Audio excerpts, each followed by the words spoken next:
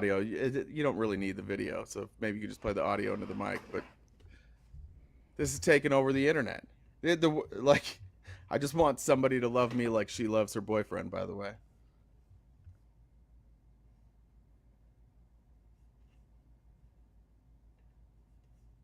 did you find it? Yeah. There's only one I want. I love you, Pookie, forever. How do you get over a breakup? Only way to get over one is get under another. Keep your cobwebs off this thing. This mother don't miss. What's one No, move one more. in bed that makes a man go crazy every time? Oh, That you do? gotta give him that huck to it. Spit on that thing. You get me? She took over the internet this weekend. Hell, like, she's hilarious. I don't know where. Not and it my might just be half her of the accent. internet. But that is funny. Is that on TikTok? That video? It's literally everywhere. Oh, it is. It's on TikTok. Having a daughter now, like whenever I see a viral video of like a girl or a woman, I'm just like, oh man. I think about like, what if that was my daughter? Like, how would I handle it? In this case, like I can't figure out if that dad is going to be proud or not. I have no idea. Any thoughts? Well, I mean, I think it's important to just like, yeah, just support. Like, I just support like women being sex positive. Yeah. But like, that's like also why like, when leaving bars at 2 a.m. you don't do interviews. Those are two beliefs. You're pro You women. know what I mean? Yeah, and like both things can anti-bar be interviews true. at 2 a.m. Yeah, no, I support her right to say anything, and just like men can discuss sex and have sex till the cows come home. See, Southern, I use a Southern colloquialism there, but yeah, then women should be able to as well. So like, yeah, I support her sex positivity. But yeah, that's also, you know what it gives the vibes of like, you know, way back when, do you remember like The Dirty and like Girls Gone Wild, and like they would purposely, I mean, at least in Arizona, like on Mill Avenue, which Mill Avenue is like where all the bars are, Yes, it is. by Arizona State University. It's a shit show. Like at 2 a.m. It's and they chaos, purposely would go look for like completely intoxicated women, you know, Yeah. to like to like interview or like go on their bus or whatever.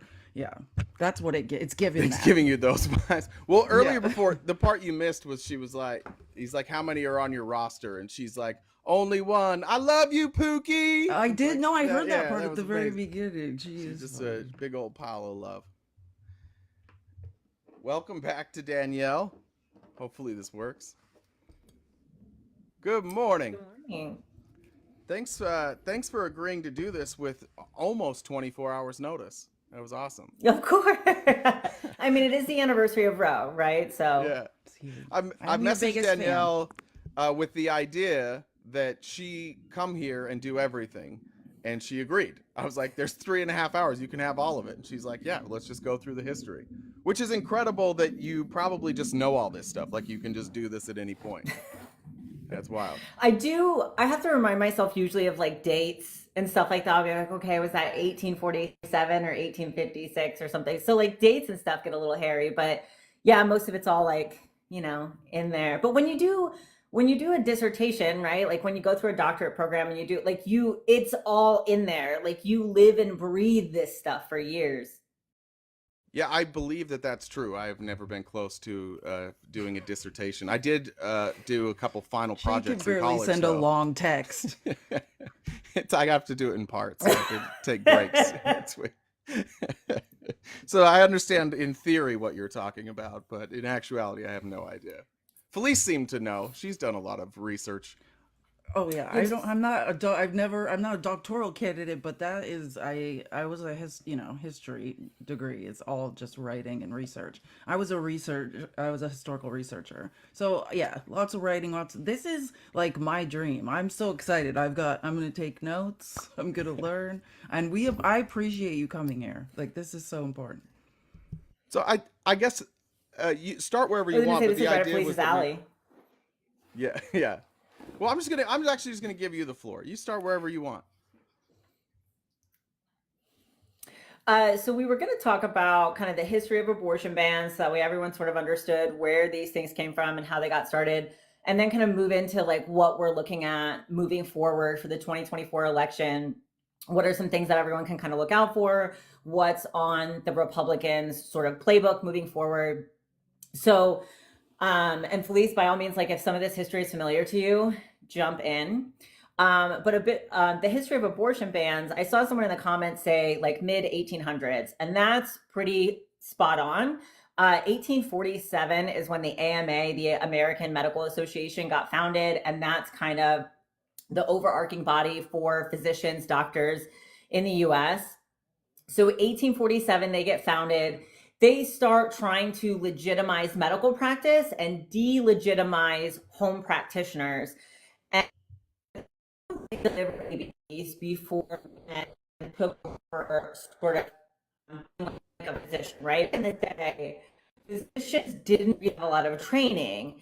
They just kind of learned from talking to their physicians, word of mouth. There wasn't like this big school. They weren't in medical school, right? So then we see the professionalization of the Hey, medical Danielle, practice, and you physicians form froze. the AMA. They start forming schools.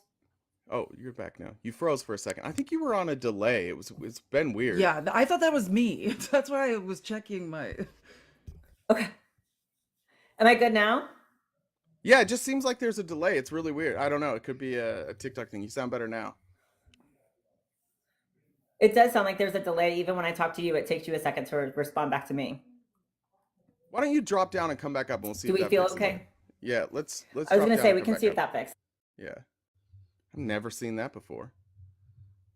Yeah, I was like, is did my router just fail? Well, now you just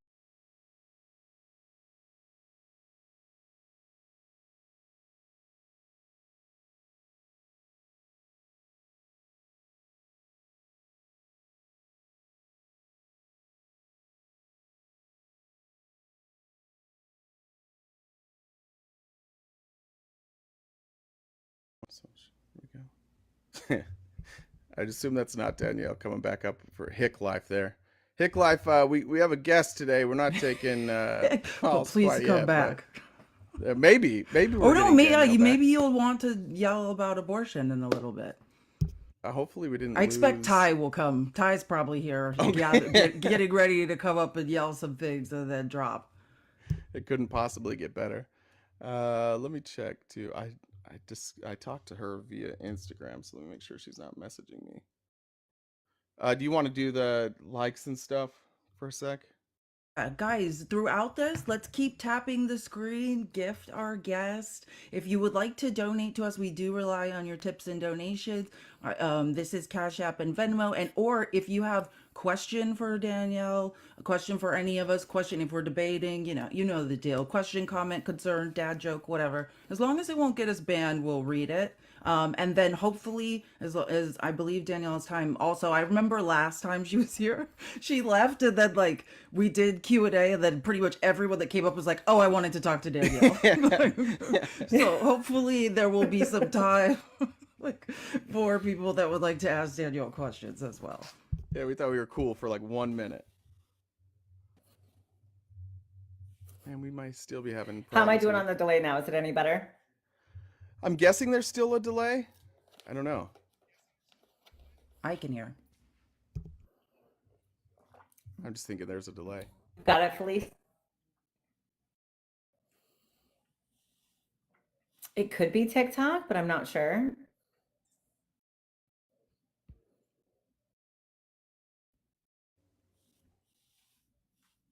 People are saying it's worse. Jay, you're muted. So oh, son of a bitch. Sorry. Yeah, you're like muted.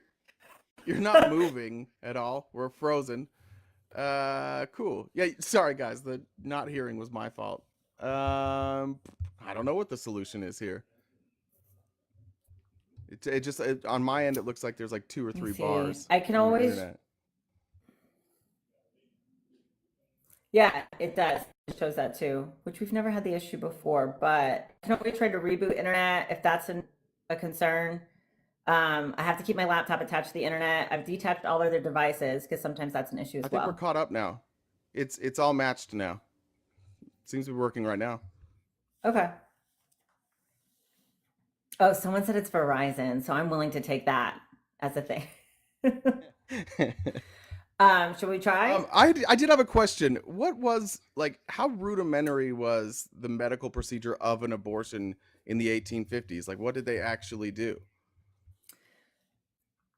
So the way that abortion's been done has kind of changed throughout history, and we don't have, if you depending on how far you go back and stuff like that, we don't have a whole like good documented stuff, or at least as much as I would like to have. We do know indigenous tribes had been practicing abortion for years and years. Different indigenous tribes used different herbal remedies or different like medical practices that they had. Abortion could be done by a DNC, which is dilation and curettage. You kind of open the cervix and clean everything out of the uterus. That's been going on for a very long time. And now, of course, we have the abortion pill. The abortion pill is new in that it's a pill, right? But people have been ingesting things to cause abortions for years and years and years. Now, that is something that I asked often online is like, well, what can I take? Or is there a tea? Medical practitioners, people with licenses, we cannot recommend that you take anything outside of approved medical things, right? And as it stands right now, there's not good data, good research on like teas, herbal stuff, right? So that is something that people will often ask is like, okay, well then what can I take? Nothing that I can recommend, right? If you did your own research online, or if you did something like that and you're like, hey, I found this, that's kind of on your own, right? But we do know that abortions have been going on for centuries. It's not a new thing by any means. Gotcha. Okay. Going into the history? Let's go. Yeah, sorry, that delay screwed me up. I'm trying to get used to it, but we'll make it work. It's okay. So 1847, we were in 1847. That's when the AMA started. That's when we started to see this professionalization and this attempt at legitimization of physicians. So when we started to see that, one of their strategies was to delegitimize home practitioners and midwives. So prior to physicians, childbirth, pregnancy, and abortion care was only handled most by midwives, home nurses, passing this information and this knowledge down from person to person to person. You even see this, not that TV shows are accurate in any way, people, but you even see this in some of the old school TV shows, right? It's usually a group of women in the bedroom and they're helping these other women labor. Called The Midwife. It's a really interesting show that I loved on Netflix. In Bridgerton, sometimes there's a doctor that comes in, but especially for the more poverty people that are living more in poverty, there isn't. So really physicians delivering babies was something that started to become more popular in the mid 1800s. So after 1847, the formation of the AMA, we really start to see this push to delegitimize home births, midwives, women doing their own pregnancy and birthing care. And we see this big push into physician-led and driven birthing processes. We aren't quite driving births into hospitals yet. That comes at a later date. We're still mostly doing home births. But part of that was for them to push to make abortion more regulated, right? If we can regulate abortion, then we can delegitimize these midwives and these handmaids, as someone was saying in the comments, right? And we can make them look dangerous. And we can talk about how this is a dangerous procedure when in reality it wasn't, right? But that's how we start to see the regulations. Then we get to the late 1800s. We all remember, or a lot of us might remember, this 1864 abortion ban that came out of Arizona. And Arizona was trying to put that into place. If anyone saw on the news, and there was this big thing where it was like, this abortion ban was around before Arizona was even a state. It comes from that time, right? So we have 1847, beginning of the AMA, and then we have 1864 is when that abortion ban came from Arizona. That's where it came from. So late 1800s, we're starting to see a lot of abortion bans. It's regulated almost across the country, right? When we hit the 1910s, 1920s, 1930s, now people are starting to get really concerned about the death toll surrounding abortion. Around 20% of maternal mortality was caused from back alley abortions at that time. Now the fatality rate for abortion is something around like 0.4, 0.4. Same. Whereas at the time, that's a mortality rate. Go ahead, Jay. Sorry, yeah, that delay. Is it the same people that were pushing this legislation? Is it the same, like it's Christians, it's conservatives? Is that largely who was running the pushback against abortion? That was definitely a big part of it. We see kind of an intersection here. We see an intersection of class and of race, right, and of gender. So we have mostly a white male profession coming in. There's a really, really good book called Medical Bondage that I highly recommend. And it's about obstetric practice around the time of enslavement in America and around the slave trade. Something that's really interesting to look at is in the time frame, right? So we brought a bunch of enslaved people over to the United States. They were enslaved for centuries, right? But at some point, and I'm going to be really bad on dates, someone in the comments, at some point, more enslaved people, right? We're just going to live with the people that we have, right? No more importing of people. Well, where did they get slaves from after that? Slave breeding, which is something that we never hear talked about, right? It's not usually taught in your social studies class. But there was an entire movement of breeding slaves so that way people had more and more of a slave labor force, right? Well, Often how did they do that? Well, incestuously. J. Marion Sims, Yeah. right? You didn't get a choice, right? You didn't get a choice on who you were bred with. People were breeding. It was horrific. It was basically like livestock, right? That's how they treated it. So if you had a strong man and you had a woman that you knew could birth babies, that you knew had birthed you many babies, you would probably try to get them to have a child because you are trying to breed the best stock for your labor, right? It's disgusting to think about in these frameworks, right? But this is how people that own slaves were thinking. They were trying to breed their best livestock. So we have to remember that like controlling of reproductive freedom, it's never been about protection. It's never been about safety. It's never been about women because they didn't care about the women. J. Marion Sims had a statue in Central Park for, I don't think it's there anymore. I finally took it down. But he's very famous and he's known as the father of gynecology and obstetrics. He perfected the vesicovaginal surgery. Oftentimes, back in the day, it still happens here, but it doesn't happen in countries with more modernized medicine.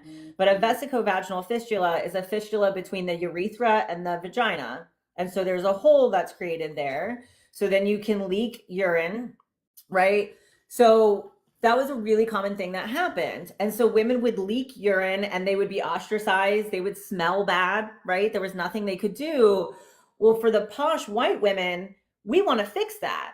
We want them to be part of society, right? So how did they do that? Well, they experimented on enslaved Black women anesthesia without consent, without permission. So that's what J. Marion Sims became famous for. He's the father of gynecology because he did surgeries on enslaved Black people with absolutely zero anesthetic, zero OR. He did it in basically a shack that he had converted into a medical clinic, if you want to call it that. But that's what we did to people. That's why we have a lot of the data that we have in obstetrics. It's why we have a lot of the surgical procedures. Some of the tools and stuff that we use in obstetrics are named after some of these men that did these awful things, right? Gripping a table. Hey, Danielle. This is not about protection. We didn't care about breeding people, right? Yeah. Hey, can we may need to have to restart the Wi-Fi.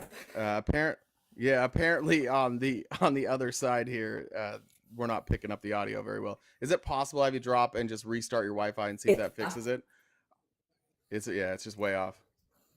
Yep. Let's try it. Thank you. Oops. Well, I have some, yeah, like what she's saying. She's so right. Like this is Please let me what. take this. Let me handle this. Okay, exactly. Excuse me. That's actually one of the points. But when she's talking about intersectionality, like that's exactly what it is. It's an overlay of race, of gender, like of all these different, of socioeconomic status, right? And that's causing layers of discrimination on top of each other, and that's why, like, I remember, I can't remember. Oh, I think it was Drew when Drew was trying to discount science. Was it Drew or someone else that said Kamala? Or no, it might have been Dale. In fairness, it might not have been Drew. It might have been Dale. But one of those two said, "Oh, it might be Drew."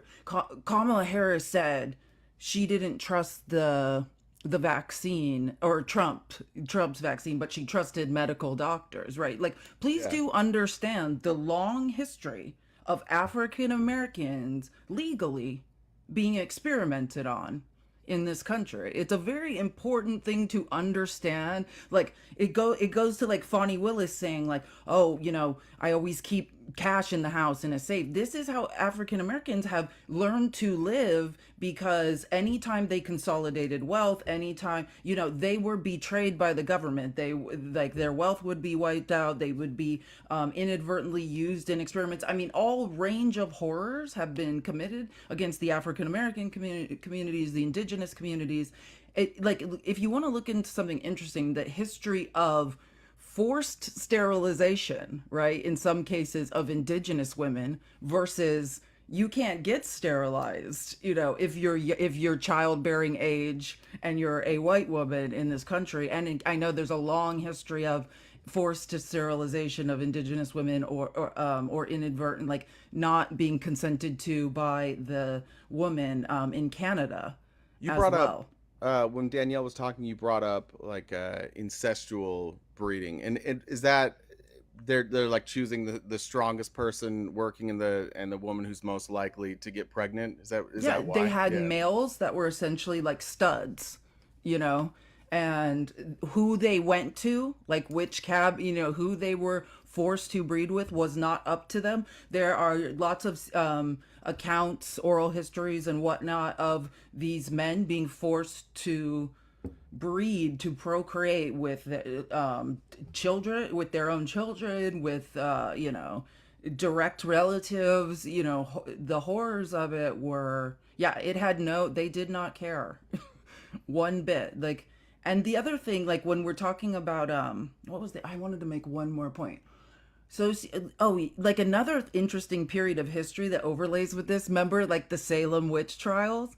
Who were the Salem witch trial people that used, a lot of time they were midwives, Right. right? Women who were prescribing like time tested herbal remedies, right? And we always talk about the devaluing of women's labor in Western civilization in America. Like, this is Marx's defense of women to point out that women's labor is valued not at all in Western civilization. And the move of the creation of the American Medical Association, which primarily were white male doctors, right, was to take the birthing process, the decisions about life and death, about things like abortion care, out of women's hands over time. Do midwives get paid a lot? My sister was a doula for years. Do they get paid a lot, or are they seen as quacks in society? I mean, you know what I'm saying? So it's quite interesting. Like, it does have to do with devaluing of women, gender, lower socioeconomic status, and race. We know that, misogynoir in medicine, like the disproportionate rates that Black women unalive and suffer horrific consequences is a result of unconscious bias, and there's many medical studies out there about it. That's Sorry, terrific. this is great. Yeah, this is terrific. Hopefully her Wi-Fi gets sorted out, but every time I hear about this, and I think this is why these events are important for us to host, is that uh, for me, like a lot of the takeaway that I'm getting here is like, oh, of course this is just a reaffirmation that like systemic racism exists. This wasn't that long ago. We're talking about we were up to what, like 1901, I think was last year she had said. we're up to people like my grandfather was born, I think, in the 1800s. I think like America's 1898. not He's been, is basically 3 generations old. yeah. And It's you think of scary. this, you think of the This is stuff that's, not long.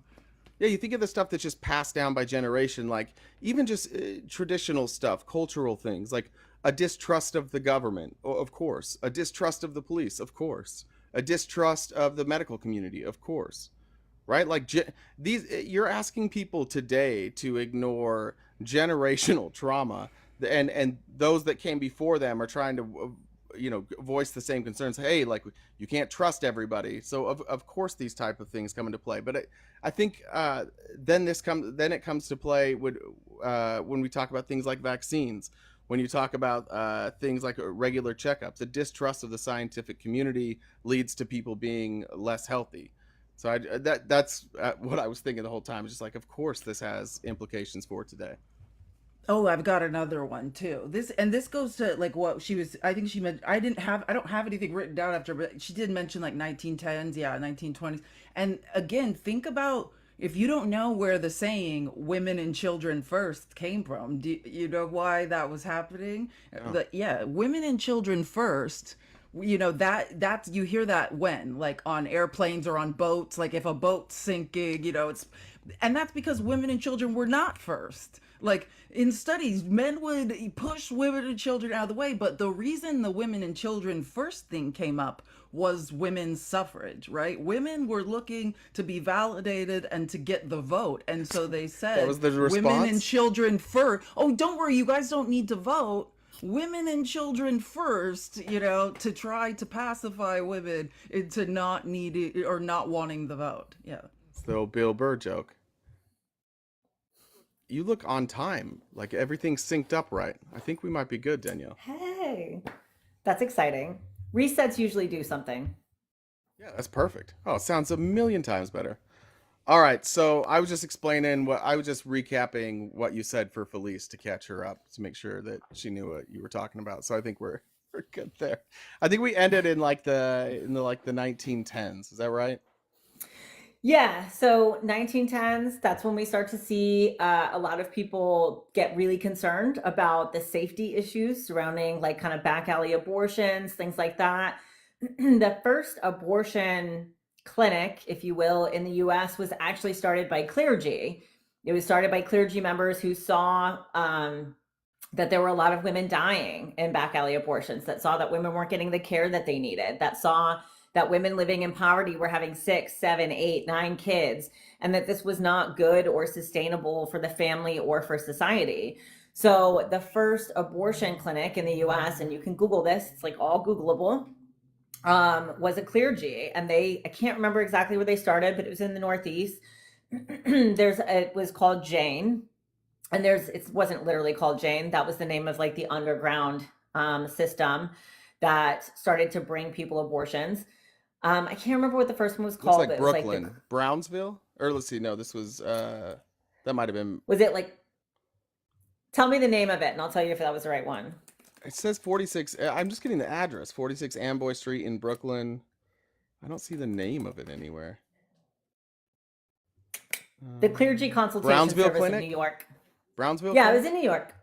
It was in New York. The Clergy Consultation Service of New York was what it was called. I knew it was Clergy Consultation, and I just couldn't remember the rest.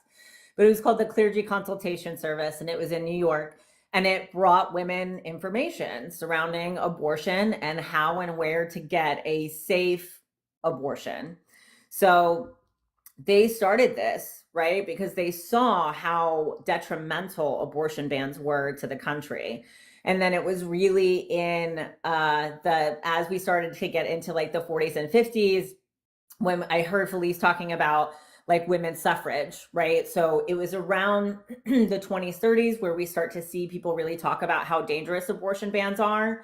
That was kind of the first wave of women's suffrage, if you were, where white women were trying to fight to get the right to vote. And so after that first push, we then see kind of the second push come through the 50s and 60s, and that's when we get Roe in 1973, because there's another push for reproductive freedom, for women to be able to control their own reproductive rights.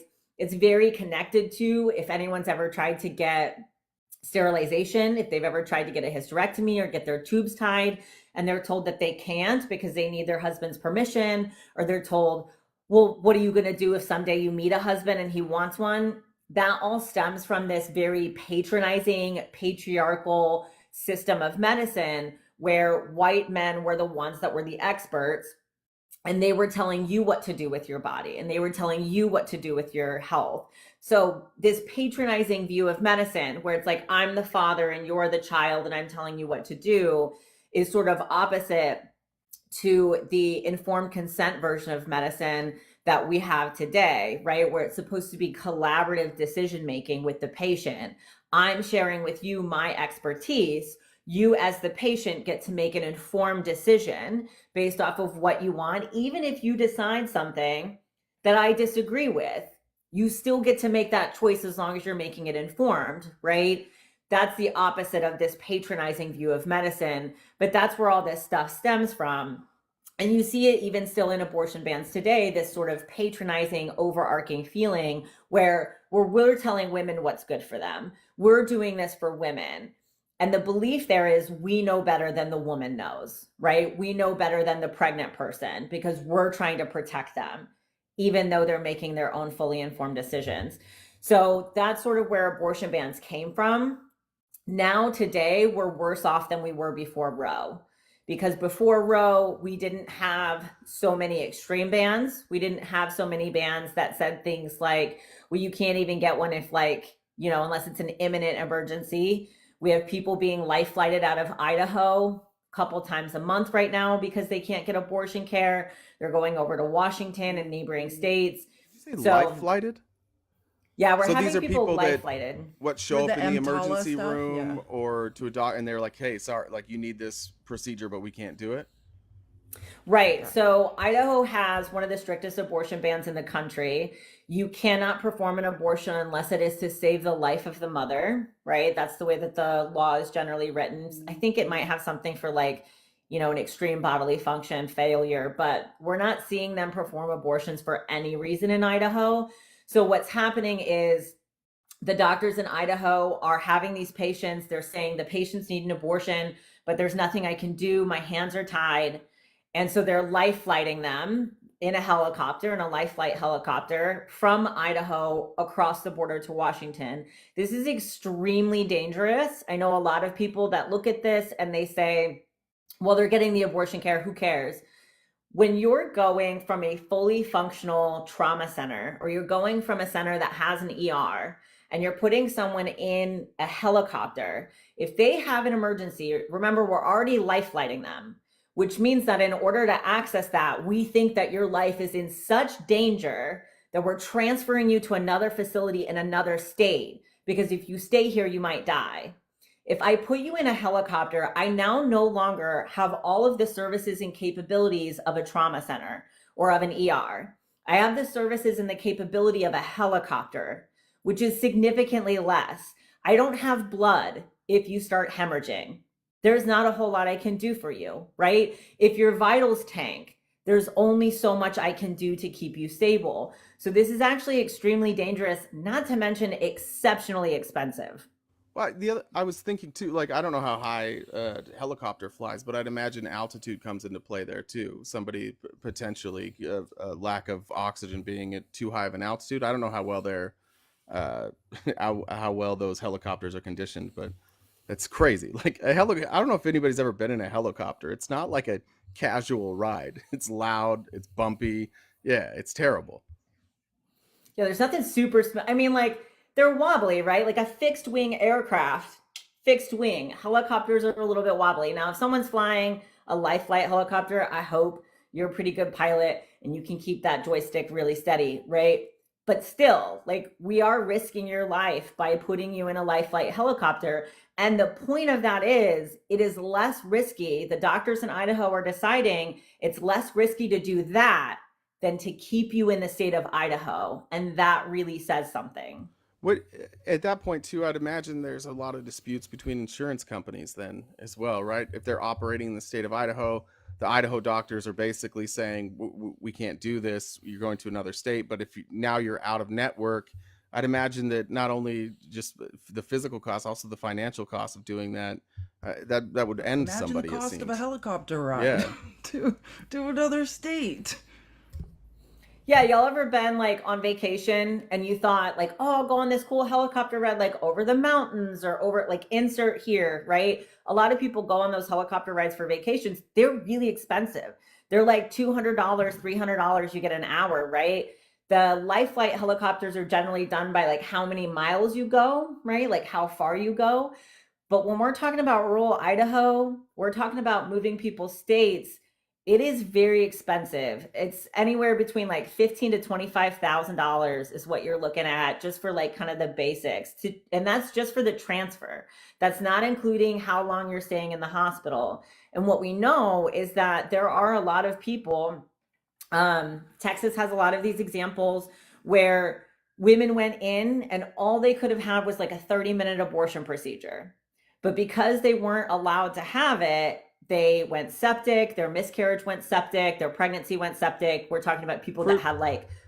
For the men in here, can you just like, I kind of know what septic means, but what is that? What is it actually like? What's the actual process of going septic? What's actually happening? So going septic is a systemic infection in your body, right? And people can go septic for a multitude of reasons. In pregnancy, something that we're seeing really often is what we call premature rupture of membranes or preterm premature rupture of membranes. You may see like PPROM or PROM. They mean slightly different things, but it's essentially the same thing where you have had a rupture of membranes. So the sac is ruptured, you're leaking amniotic fluid, and that is no longer a sterile environment, right? Now we went from an enclosed sterile environment to a non-sterile environment. This is something that's relatively common in pregnancy. It's not horribly uncommon. Sepsis is one of the top 3 leading causes of death in obstetric care. When we're talking about maternal mortality, which is death in pregnancy or within 42 days postpartum, it's one of the top leading causes of death. Going septic is extremely hard on your body. It does have a high fatality rate. So when you go septic, the infection has spread throughout your entire body. You need IV antibiotics, you need fluids. Most of the time you're transferred to the ICU. When we have people have PPROM, the only treatment is an abortion. Unless you were past the 24-week mark, which is the mark of viability, right? If you're like 32 weeks, you're just going to deliver. You're just going to deliver that baby, right? At 32 weeks and you have a rupture of membranes, you're just going to deliver. But if you're 12 weeks or you're 15 weeks and you have a rupture of membrane, there's nothing you can do. There's nothing you can do that is now a no longer viable pregnancy. The only thing you can do is terminate the pregnancy. But a lot of states are not allowing people to do that. Idaho is one of them. If you don't do that, again, we've gone from an enclosed, secure, sterile environment to now a non-sterile environment that is going to become an infection. Once it becomes an infection, it's going to go septic, spread throughout your entire body. If you leave it there, you can lose your uterus because your uterus can go necrotic. So if your uterus goes necrotic, you've lost it. You can lose a fallopian tube for the same reason. You can have your kidney shut down, your liver shut down. You can have respiratory issues. It affects your entire body and it puts a lot of stress on your body. You can have a stroke. Yeah, how Jay's got a apparent is question. it to the person that has the infection? Like, how far along before the person who has that infection is aware that like, oh, something's wrong? You're going to know. You're going to feel horrible. You're going to be really shaky. You're going to have the chills. When I love that we have some men in here. I've heard from a lot of fathers. I was packing my wife with ice packs and she was begging me not to. She wanted a blanket because she was freezing cold. Well, you have the chills, right? You have an infection, but your fever is so high. One of the only things that we can do is to pack you with ice packs to try to keep that fever low and keep your body temperature from rising so high. But they can't perform an abortion until you're how close to death, right? Like how close is too close? And that's the line that we're all kind of towing. So for a lot of people, what could have been a 30-minute abortion procedure, now you're in the ICU for 5 days. We've had women, there were women in Texas that sued the state of Texas because they said, I wasn't allowed to use the medical exception in Texas. Texas says you can't have an abortion unless the pregnant person's life is at risk or you're at risk of losing a major bodily function.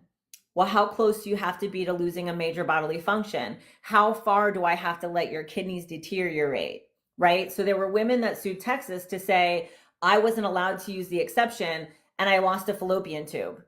I was in the ICU for 5 days and I didn't need to be. I almost died.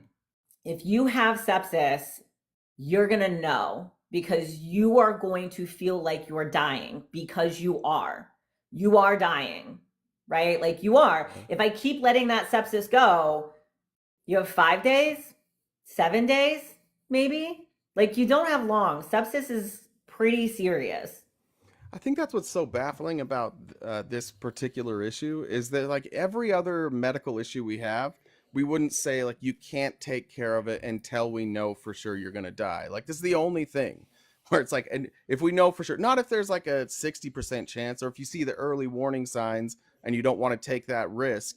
That's what's so crazy about me is there's a process all along the way where we can identify these problems, but in these states, until it's like, oh yeah, you're almost for sure gonna die, that's when you can act. Yeah, and I see some of the comments saying like people in sepsis can decompensate fast. That's absolutely true. And like decompensation is kind of the word that we use, and that it means you're going downhill, right? Like your condition has decompensated, you're going down. That switch can flip so fast with sepsis.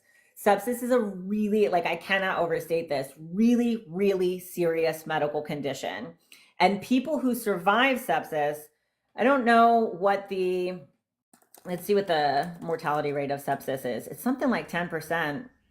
And this 20 to emergency room 50%. treatment case. Oh, sorry. No, you're good. Go ahead, please. I was just going to say, this is one of the SCOTUS rulings that's expected this week or early next week, correct? The EMTALA. This is a SCOTUS case. Like the Biden the DOJ sued Idaho over this.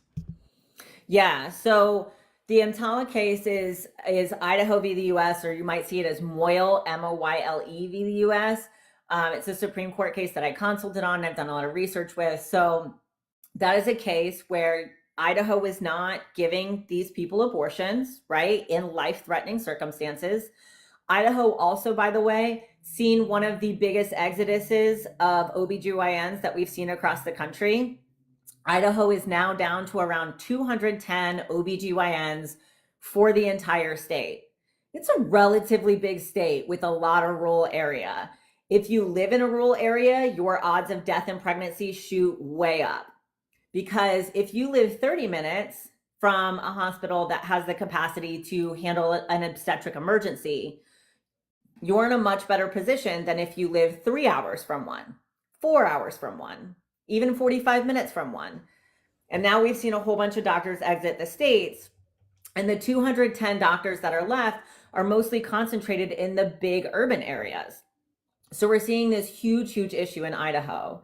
Well, the DOJ, the Department of Justice, came out, was it Nathan Becerra? Becerra is his first name. I just can't remember.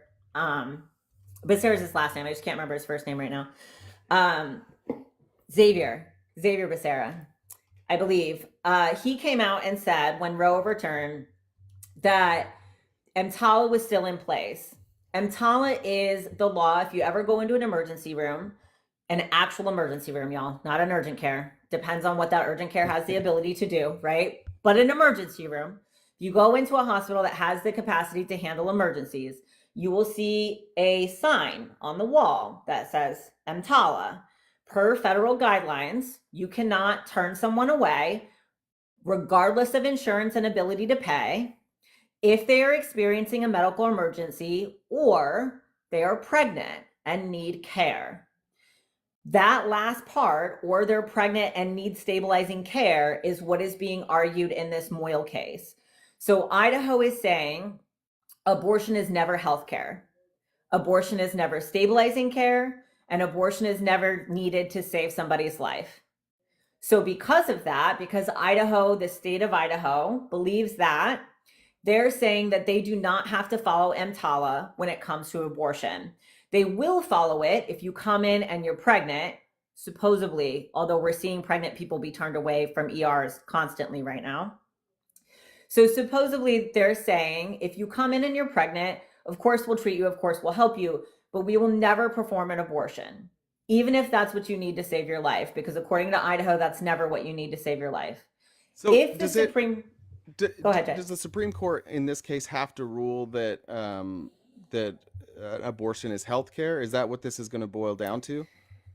They will have to rule that abortion is stabilizing care. They'll have to rule Okay. that at times abortion can be a treatment to stabilize a medical condition. And Idaho is saying that's never the case, right? How? What's I can't. I was You trying to think used of to like be what. Mormon. Yeah, I don't know. That's what I was trying to do. I But went back God in my can Mormon save brain. them. I'm like, how are they trying to justify it if there's like, yeah, no, it's just not. Is this just a nuh-uh?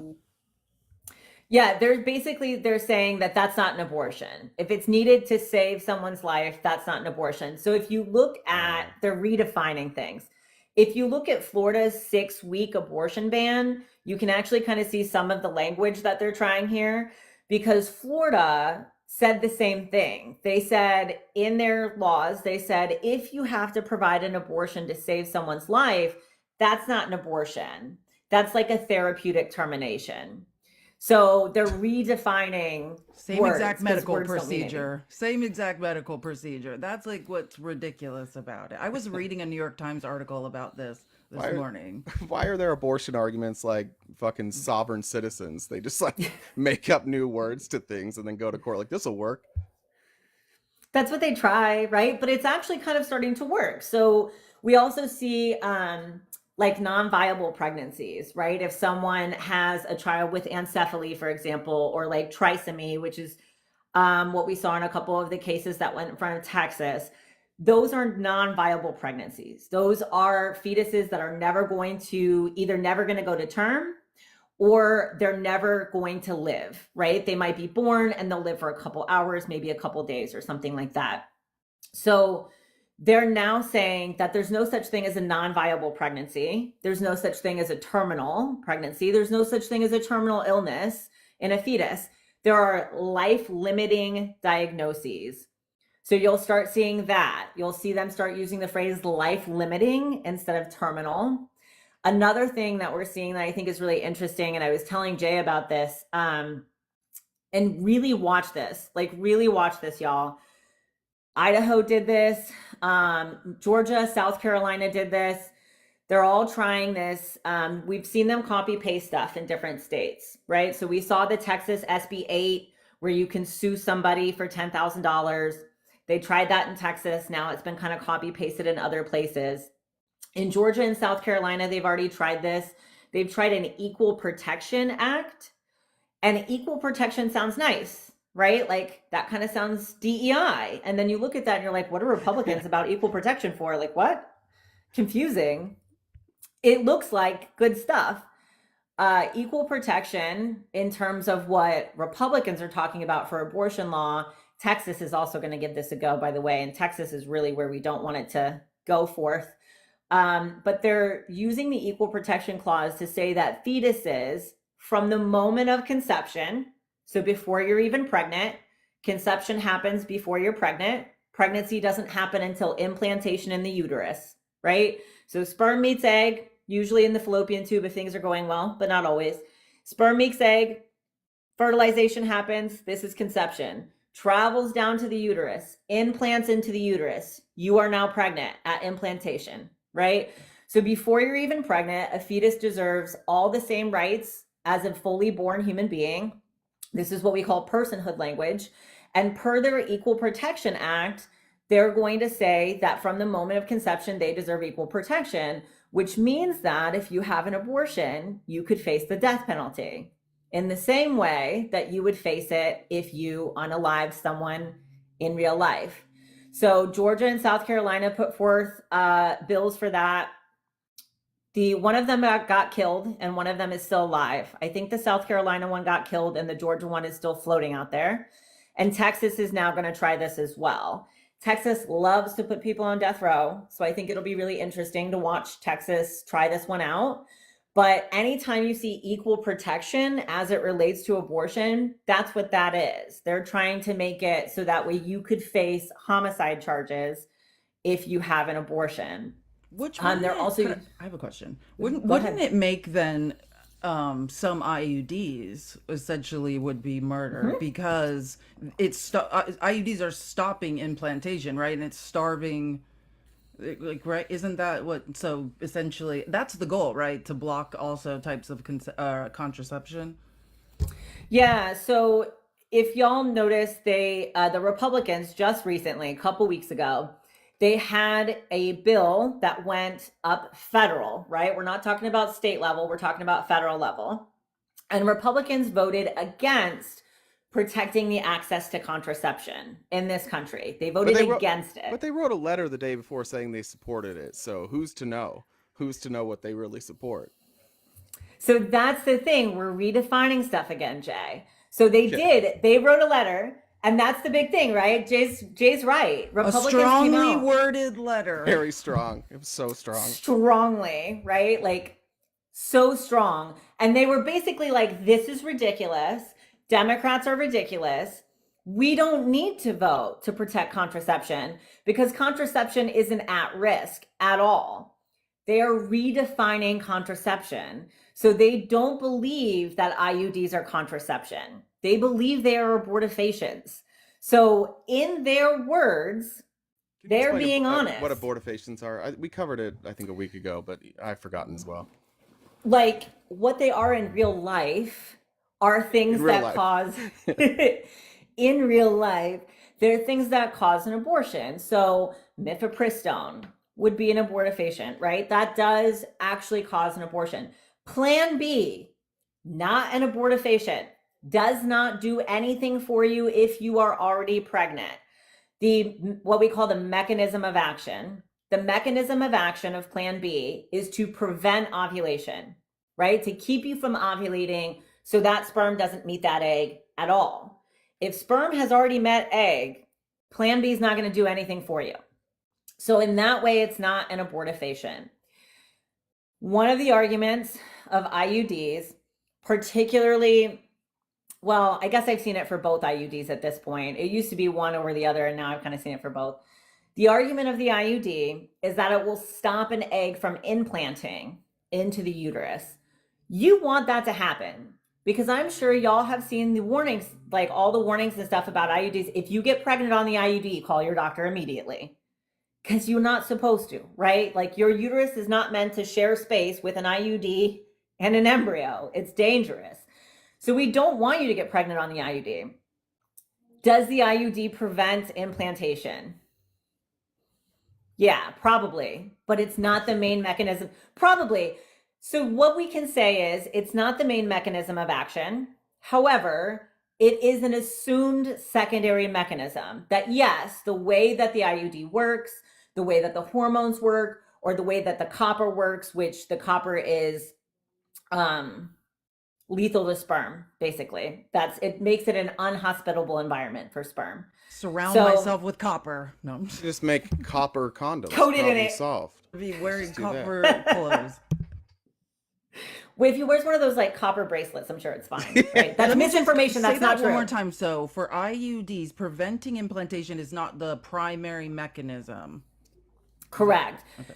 So there's what we call the primary mechanism of action, and then there's a secondary mechanism of action, right? Where if the primary doesn't work, this will probably kick in, but not always, which is why we do see implantation with the IUD at times, right?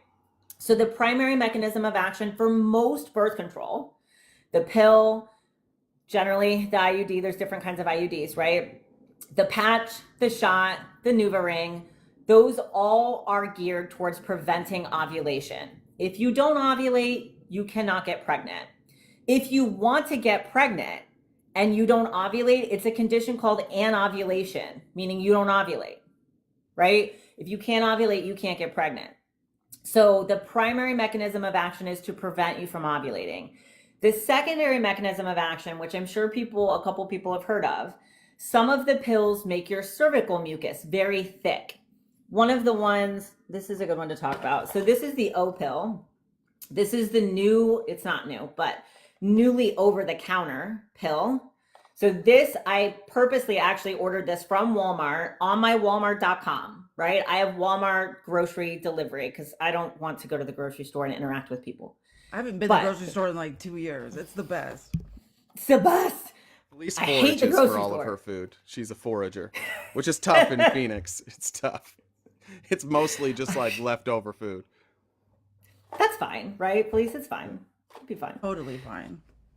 So this is the new over-the-counter birth control. It's not new in its making. This is the mini pill. So if anyone's ever heard of the mini pill, that's what this is, right? It is a single hormone pill, so it's not the combo pill.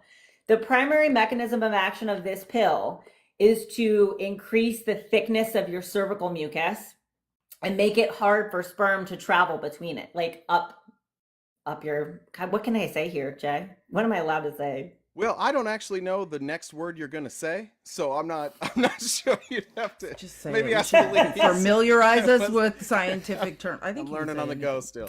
Thanks. So if it increases the density of your cervical mucus, right? Sperm cannot travel up the vagina, get into the cervix, all that stuff, right? That's the primary mechanism of action of this thing, not necessarily to prevent ovulation, right? So if that's the primary mechanism of action of this, is this going to become illegal? I don't know. But this is your new over-the-counter pill. I ordered it on my walmart.com order. I didn't leave my house. It was $20 and there was a $10 coupon on it. So in case you want to know how to order it, or if you don't want to go into the store yourself, you can Instacart this sucker. You can order it on your walmart.com. The big thing about the mini pill is that you have to, please hear me on this. You have to take it at the same time every day. You have to. The mini pill is the mini pill for a reason, because it only has one hormone and it has a low dose of that hormone. You have to take this at the same time every day or it will not work. That's one of the reasons that this almost didn't go over the counter, because people were like, I don't think people are going to know how to use it. And I kind of agree, but there is a really good pamphlet in there that says this like 3 times. Take it at the same time every day. Set an alarm. Take it at the same. If it says it 3 times in the info pamphlet, assume that it's really important to take it at the exact same time every single day, plus or minus 2 hours. So that primary mechanism of action is to increase the density and kind of like the viscosity of your cervical mucus. It doesn't prevent ovulation. So I don't know if they'll make that one illegal, right? But they're saying that stuff isn't birth control. That stuff isn't contraception. The IUD isn't contraception. So These sound anytime. they sound Go like ahead, Jay. protections against a tyrannical government to me. That's what it sounds like to me, is that you would take these things to prevent being controlled by a tyrannical government. I just thought You would conservatives think. might like that argument. Someone said, what's the expiration on that? So I just bought this one last week. The expiration on it is 12/25. So it's probably about 18 months. They last for about 18 months. This is 1 month. This is what they look like. They're 1 month. They're teeny, teeny, tiny little pills. You're going to take these pills all the way through. You're never going to take a break. There's no off, right? Like most birth control pills, it's like 1, 2, 3 sugar pills. You're going to take them every single day. And then as soon as you finish this pack, you're just going to start another pack. You don't get a break. Even when you're on your period, you keep taking the pill. What's so the cost they have on that? this was $18.97 at my Walmart, and they had a $10 coupon going for it at the time. Okay. Some state, you're not supposed to have an age limit on this. The FDA did not place an age limit on this. However, some states did. Some people are saying, are there any contraindications for taking it? There are. You'll have to talk to your doctor though, because there's so many things that you can interact with and stuff like that, right? The mini pill is generally deemed to be a little bit safer for people that have some reactions to the pill because it's the mini pill. It uses a low dose and it's not a combination. So a lot of people have more reactions or more intense reactions to either estrogen or a combo pill. This pill does not have estrogen in it. So that's why people tend to have less side effects for it. But there are, just like anything else, there are some contraindications. So honestly, you probably don't need an appointment with your doctor. If you have a primary care doc or you have an OBGYN, call them, say, hey, I'm considering taking the O pill over the counter. Can I have a phone consult with the nurse practitioner or somebody to give me a call and talk about this? Because I'm thinking about taking this medication. You shouldn't have to pay for a doctor visit to talk to somebody about this option. Somebody said what percent effective it is. So I just made a TikTok video about this. There's different, I'm sure most people have heard the pill's 99% effective. That's just not true. I want it to be true. It's not. So there's perfect use, which is what is usually reported and what you usually hear. That's the perfect use that we have from research, right? A controlled setting where everyone in theory is taking it perfectly as it's intended. Then we have what we call typical use. This is the typical use for the average human being on the planet. It includes things like human error, forgetting to take your pill, not taking the mini pill at the same time every single day. Did you take a medication that interacted with it? Around Halloween time, lots of people ingesting activated charcoal in their foods, those black foods, right? Like black ice cream, black buns. Activated charcoal is meant to absorb everything in your stomach, right? So right around Halloween time, we see a whole lot of unplanned pregnancies like 6 weeks later. And some of it is due to people ingesting activated charcoal in their Halloween foods, and then they don't absorb their birth control pill, right? So that's typical use. Perfect use, typical use. With perfect use, birth control pills are 99% effective. With typical use, they range anywhere between 91 to 98%, 96% effective. The more accurately you take the medication, the better it's going to work. That's where we get towards that 99%, right? But again, important to take it at the same time every day. If tomorrow you take it 4 hours late, you're no longer in that perfect use category, right? Now you're more in the typical use. So We're just varies. out here putting charcoal in food. We're just doing that. Yeah, I never knew that. What is that about? Activated Is that charcoal, new? yeah, to like sop up too much alcohol in your stomach. Yeah, it absorbs it absorbs and like cleanses water in survival situations. Yeah. Yeah, so do sponges, but we're not eating sponges. I had no idea. That is all new to me.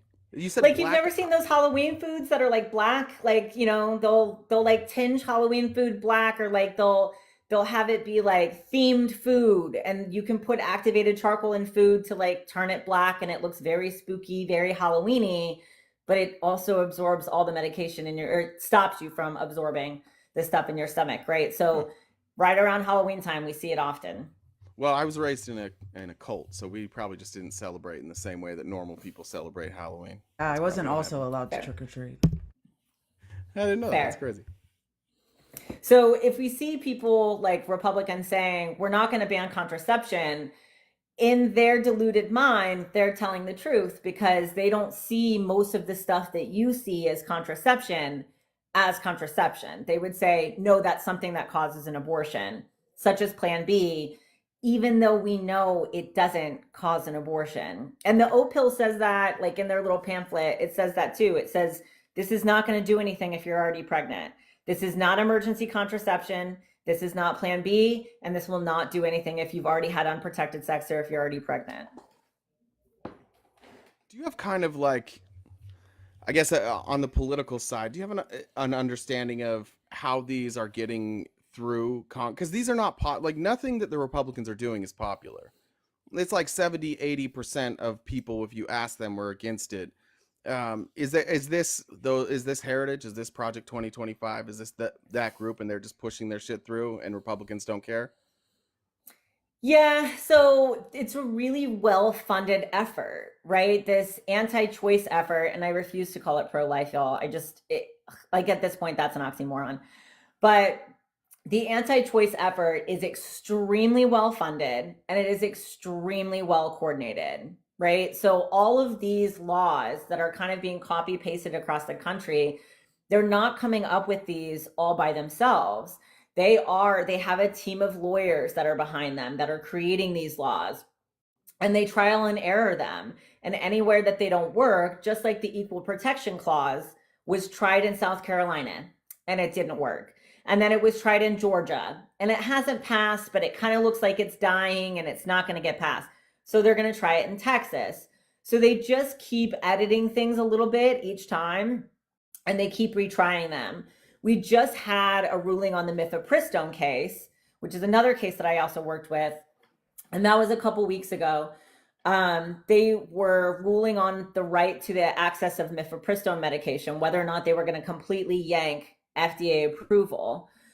A lot of people think that we won that Supreme Court case, and like we did, right? I read an article on this, like, and they pretty much laid out how to bring it back. Yeah, we won it on there's not having standing, and then good old Clarence and Alito were like, hey, here's some steps we could take to start this all over again.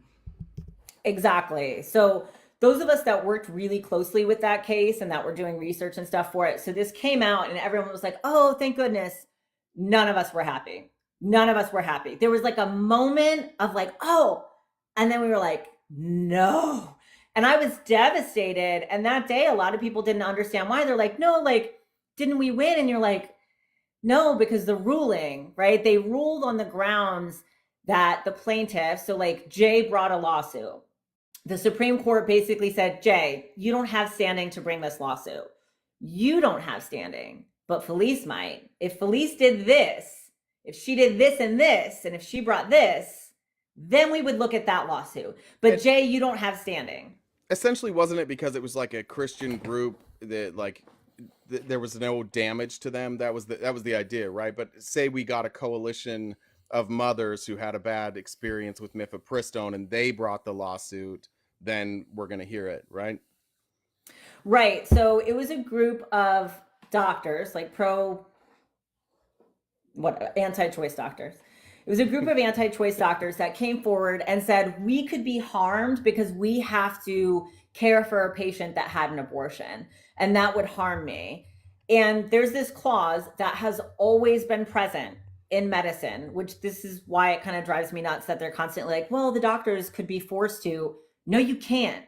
You can't, as a provider, be forced to do anything, right? So there's a conscience clause, which I'm sure a lot of people have heard of recently with picking up abortion medication or picking up birth control. They've had pharmacists claim a conscience clause and say, I'm not going to give you this medication because I think that you're going to use it to have an abortion and I'm against abortion. Doctors can do the same thing. So if I am pregnant and I go into the ER and I need an abortion to save my life, even if I'm in a state where it's legal, a doctor can say, per my religion, I cannot perform that. I have a conscience objection to that. Another provider will perform your abortion. And I do tend to agree with someone in the comments. They're like, then don't be a physician. I agree. Don't be a physician if you can't care for everybody. If you can't perform healthcare, if you can't do basic healthcare, don't be a physician then. Do something else. There's a lot of other stuff for you, but do something else. But those conscience clauses do exist, so they can kind of tap out of that. So that's what the Supreme Court was essentially saying is like, number one, you haven't had to treat anyone. Like none of you have been forced to treat anybody that's had an abortion. So that hasn't happened yet, which doesn't really have any bearing because they've ruled on that woman and her website, right? There was a woman that brought a case before the Supreme Court and said, I might have to make a website for a gay couple getting married, and I don't want to do it. And the Supreme Court ruled in her favor. So that alone wasn't enough. But then they also said, because of the conscience clause, because doctors can tap out and say, I don't want to take care of this patient at any time, you can't really be harmed by this. So you guys don't have any standing to really bring this case forward. There were a couple other things that came in, right? But you don't have any standing to bring this case forward, but other people might, and you might want to bring it forward in this way. And the anti-choice people have come forward, like the day the ruling came down, they gave news interviews and they were like, look, we don't care. We weren't putting all of our eggs in the same basket.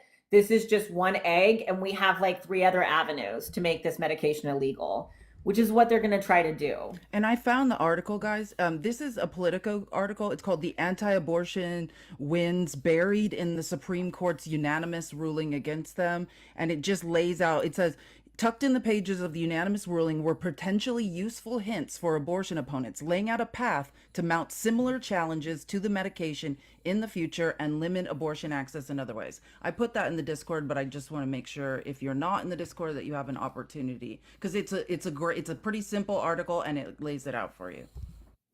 I read that article and it does do a really good job of kind of explaining, like, this looks like a win, but if you read the opinion and you read the ruling, it's not a win. It's basically like we can't rule for y'all right now, but please bring it back, because then we will.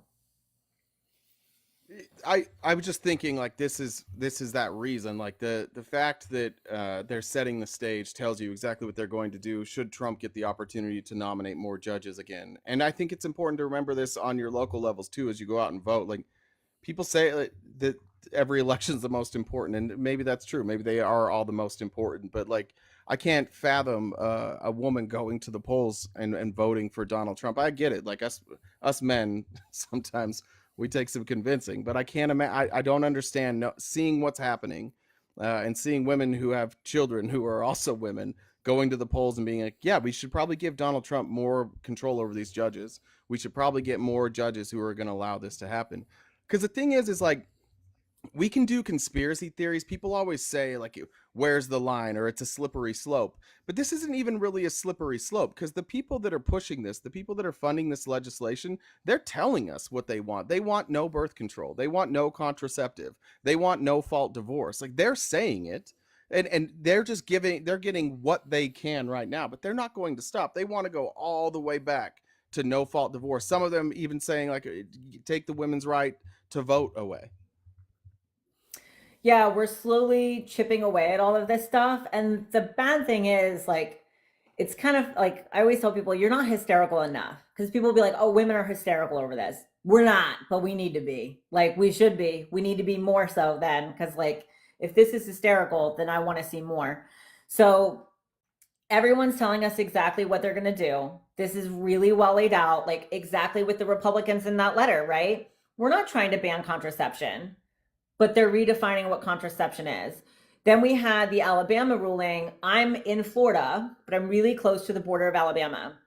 When that ruling for IVF came down in Alabama, everybody ceased, like everybody halted, and they were like, what are we supposed to do now? What do we do? And I can tell you that urgent cares and ERs in Alabama, ever since Roe overturned, within a month, we had the abortion ban in Alabama in place. The abortion ban in Alabama says that if you perform abortion, it's 99 years in prison.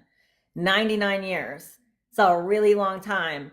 Urgent cares will not touch pregnant patients anymore. If you come into the urgent care and you're any amount of pregnant, any amount, if you come in and you're like, I'm 9 weeks pregnant and I'm just throwing up a lot, all you really need is Zofran, right? Like, you're going to need to be checked out, make sure that you're okay, make sure you're not losing too much or whatever, make sure you don't have hyperemesis, things like that. But often pregnant people come through the urgent care and they're like, I'm really sick. I just need some Zofran. I need something for support, right?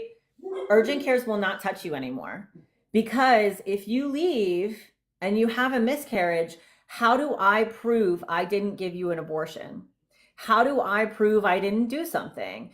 There's no medical way for a practitioner to give you a medical exam and determine whether or not you've had an abortion unless you can take the abortion pill vaginally. So if you're afraid of being caught, I always tell people, take it orally. You put 2 pills in each cheek. Depending on how far along you are, you might have to take a second dose. But you can also do it kind of transvaginally, like put the pills in the vagina. You can see undissolved pieces of the pill.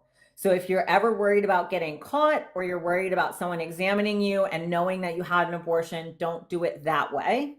But if you do it orally, there's no way for me to tell the difference between a miscarriage and an abortion. Clinically, it is impossible. So if you as a doctor don't want to potentially be charged with 99 years in prison when all you did was give someone Zofran, no one is touching pregnant patients anymore. People are terrified to touch pregnant patients. So they're not getting the care that they need. If you Google pregnant patients turned away ER, you'll see story upon story upon story. Florida, Alabama, Idaho, pregnant patients are being turned away from the ER constantly because people don't want to touch them. They're like a pariah now. And people are like, I don't want to go to prison. I don't want to go to prison. So doctors aren't giving them the care that they need. And in Florida, we had a patient that miscarried in the parking lot of the hospital because no one would touch her. Like she went in, nobody would help, so she just went out. Jesus Christ. This was in a New York Times article I was reading this morning, and it was basically saying that it's interesting because in the like the largest maternal desert, which Danielle can define later, she does it so much better than I ever have, which of course is the South, you know, the same people. It's always the conservatives of the South. It's been the same people the whole time. But like in the largest maternal desert, you still, right? We thank God science has advanced and we have early detection pregnancy tests, and as long as the Comstock Act, you know, isn't used to ban obscene material through the veil, and that will include, you know, they're trying to say that includes mifepristone, as long as that isn't used and mifepristone can be sent through the mail, people who are pregnant have an option, whereas people who need medical care, you know, are pregnant and are going to urgent cares or going to emergency rooms, you're right, they are pariahs. People in need of medical intervention, like, evidently are suffering in maternal deserts, and it's terrifying. Yeah, there's some really awful stories coming out, some really, really awful ones. I think it was Texas. I'm going to get this wrong, I'm sure. I can't remember what state it was, but it might have been Florida too. There was a state where a woman went to the ER because she was having cramping and some bleeding. She was relatively far along, right? Like decently far along, 12 weeks plus. And the hospital wouldn't touch her, wouldn't do anything for her. And they were like, we're not treating pregnant people. We're not. So they went, her and her husband went into the bathroom of the ER waiting room, and she miscarried painfully, horribly in the bathroom of the ER waiting room while the husband was on the phone with 911. And 911 dispatcher was confused because they were like, we need someone to come get us. We need an ambulance. My wife is bleeding out. She's in the bathroom of the ER. And 911 was like, what do you mean? She's in the bathroom of the ER. Yeah. That's where we're going to go. Whoa. And they were like, no, they won't help us. They won't help us. So 911 was like, I'm sorry, you need us to send an ambulance to the ER to pick you up, to take you. I don't understand. And there was this confusion. Meanwhile, she's hemorrhaging on the bathroom floor. So, and the husband was sobbing because the husband's like, I don't know what to do. Somebody please help me. Like, I'm watching my wife die. No one here will help her. I can't get an ambulance. Like, imagine being that helpless. Like, yes, the woman dying on the floor, right? But I need men to understand, like, this is going to be you. That could be your daughter, right? Like, you could have this happen to you and feel so helpless and nobody will help you. What are you going to do? Right? You're going to take care of her yourself? No one in the hospital will touch her. The 911 operator doesn't know what to do with you. When the ambulance gets there, they're not going to know what to do with you because they're going to be like, well, we can take you to another ER, but like, what if you have the same issue? Right? What are you going to do? You're going to be stuck. And you're going to hope that somebody helps you. She did survive. Someone said, did she survive? She did. The child didn't. Lord, I can't even. It's sick. And one of the Jay, you remember that you were debating some people. It was the day you were like there was a bunch of MAGA conservatives screaming at you at a live. The one I think someone said you were demon possessed. Her, I remember her saying, well, it doesn't happen. There's exceptions for life of the mother. So if you're in danger and you go to a hospital, they help you. And it's like, no, they don't. Like, I cannot, like, the blatant lies, misinformation and disinformation that is being spread by Christian conservatives is, again, going to get people unalived. Yeah. That's so horrific. That's one of the worst stories I've ever heard in my life. I don't know what to say to that. Like, I mean, I was there when my baby's mom gave birth. Like, that process, I can't fathom. Like, that was, I still, when you were talking earlier about midwives, I was just thinking, like, that process of giving birth is so destructive. And so it's the most violent thing I've ever seen. to the point like I struggled, like I think maybe this happens with some men, like I even struggled like finding like the beauty in it. Like, you know, I was so in shock at what I was seeing, and I wasn't prepared to see that it was just like it was almost like traumatic. Yeah, it was more traumatic than anything. And that's with modern medicine, right? That's with a nurse there. That's with like being able to rate her pain, to do an epidural, to like walk them through breathing. And I mean, for this to be the thing that Republicans are hanging their hat on, for this, like of all medical things, for this, like it just blows my mind. It's the most violent thing that can happen to a woman. Like it's It was in incredibly Texas, violent. Yeah, by the way. Texas. Woman Shocker. miscarried in lobby restroom of a Texas emergency room as front desk staff refused to check her in. Sorry, I can barely read this. I'm like, I'm so angry. I'll put this horrible. in the Discord. You can read as much as Thanks, you want Danielle. of it, it's terrible. And in North I did think- Carolina, there's another one. And in North Carolina, a woman gave birth in a car after emergency room couldn't offer an ultrasound. The baby later died. Wait, they couldn't offer an ultrasound? So in that one, she went to the hospital because she was having issues, right? She was worried. I think she was, please correct me, but she was like 20 weeks or something like that. I mean, she was relatively further along. She thought something was wrong. She went to the ER, and the ER staff was like, we're not going to treat you. We're not going to give you, like, you know, you need to do an ultrasound to check up to see how things are going. If you give an ultrasound and you see something on there, then you might be held by EMTALA to treat that person, or you might medically be responsible to treat that person because now you know that there's something, right? So they just won't touch them. So what happened was she and her partner, I can't remember if she was married or not. I think she was. She and her partner went to her car in the ER parking lot, and she miscarried in the backseat of her car, and the baby died. So this is how this is working right now in post-row. There you go. There you go. Pro-life, right? guys. Yeah, somebody said, absolutely how's this disturbing. protecting children? That's correct. Yeah, of course, right? If that late 20 weeks, we're talking about like emergency care. I think that's long past the 6 weeks where they want it, the cutoff to be. But yeah, the hypocrisy in saying this is about protecting children when then they don't protect children. Like this, you've got somebody losing their child in the backseat of their car. That's insane. Do you have a recommendation for reporting systems or ways in which people can report these types of incidences, or is there one being set up? I was reading about this, like some sort of. So you can make EMTALA reports. Like you can make a report saying that a hospital didn't follow EMTALA, and that gets reported to the federal government. The question is EMTALA going to matter, right? If the Supreme Court rules in this case, which we are literally expecting any day, I expect a ruling by June 30th, which is less than a week away. And we've all been waiting for this ruling for over a month. Like I kind of care more about this ruling than I did about the mifepristone one. I cared about both, but this one is going to end more lives, I think. So if the Supreme Court says, we agree with Idaho, you don't have to perform an abortion in a life-saving situation. You don't have to perform an abortion to stabilize. There will be nothing you can do. There's nothing you can do because the Supreme Court is going to rule that they don't have to help you. They don't have to treat you. Now, I saw a couple people say, what about doctors that take the Hippocratic Oath, right? Do no harm. That oath isn't legally binding. The Hippocratic Oath isn't legally binding at all.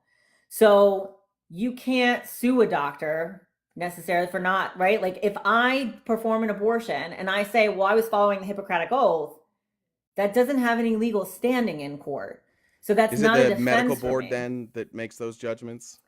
Yeah, the AMA or the medical board, like the medical board in your state can make those judgments that you didn't follow like a good faith effort to treat the patient, that you didn't follow like do no harm first, right? So that can be up in the air. But if you're laying back on state law, if you say like my hands were tied, and the other thing I like to remind people of is we kind of get in this thought process of like, this is one doctor, right? Like an individual doctor in an ER or an individual doctor on a maternity ward saying, I won't do this. Doctors do not make your medical decisions anymore. They don't. There's a committee who has never met you and probably has never met this doctor, to be quite honest. I've never met a single person on an ethics committee in the hospital, on what they're calling termination committees. Some hospitals have started termination committees where they review every single case that a doctor is proposing for abortion. Abortions don't occur in a vacuum, right? So if I'm in a hospital and I have to perform an abortion, I need a clinic room or an OR, depending on what I'm doing, right? But I at least need a clinic room. You want IV sedation. You're going to want, I mean, you don't have to have it. You can have local, but like go for it if you can, because it's not a good time. So I'm going to want probably some IV sedation. I'm probably going to want a nurse, right? At least one nurse. I'm going to want someone to help me. If you're having IV sedation, I might need a nurse anesthetist or an anesthesiologist. So I need a team of people. I also need the actual literal equipment to perform the abortion. So if you're in the hospital and I want to perform an abortion on you, even if it's to save your life, I now have to petition the administration of the hospital and their ethics board or their termination board to say, I want to give this person an abortion. And I have to wait for them to say yes or no. And if they say no, I would have to find all of the means that I need to perform this abortion under the radar in that hospital, hope that nobody finds out, hope that nobody tells on me, hope that nobody shows up, right? And at the end of it, I'm probably going to get sued and be charged with a felony. Like, it's a hefty thing to try to take on. And the hospital, they would appoint that on their own board, right? Essentially, however they're set up. And if it's a state level board, wouldn't those be appointees? So those are going to be political appointees or just people that you've put on the boards of your hospital, right?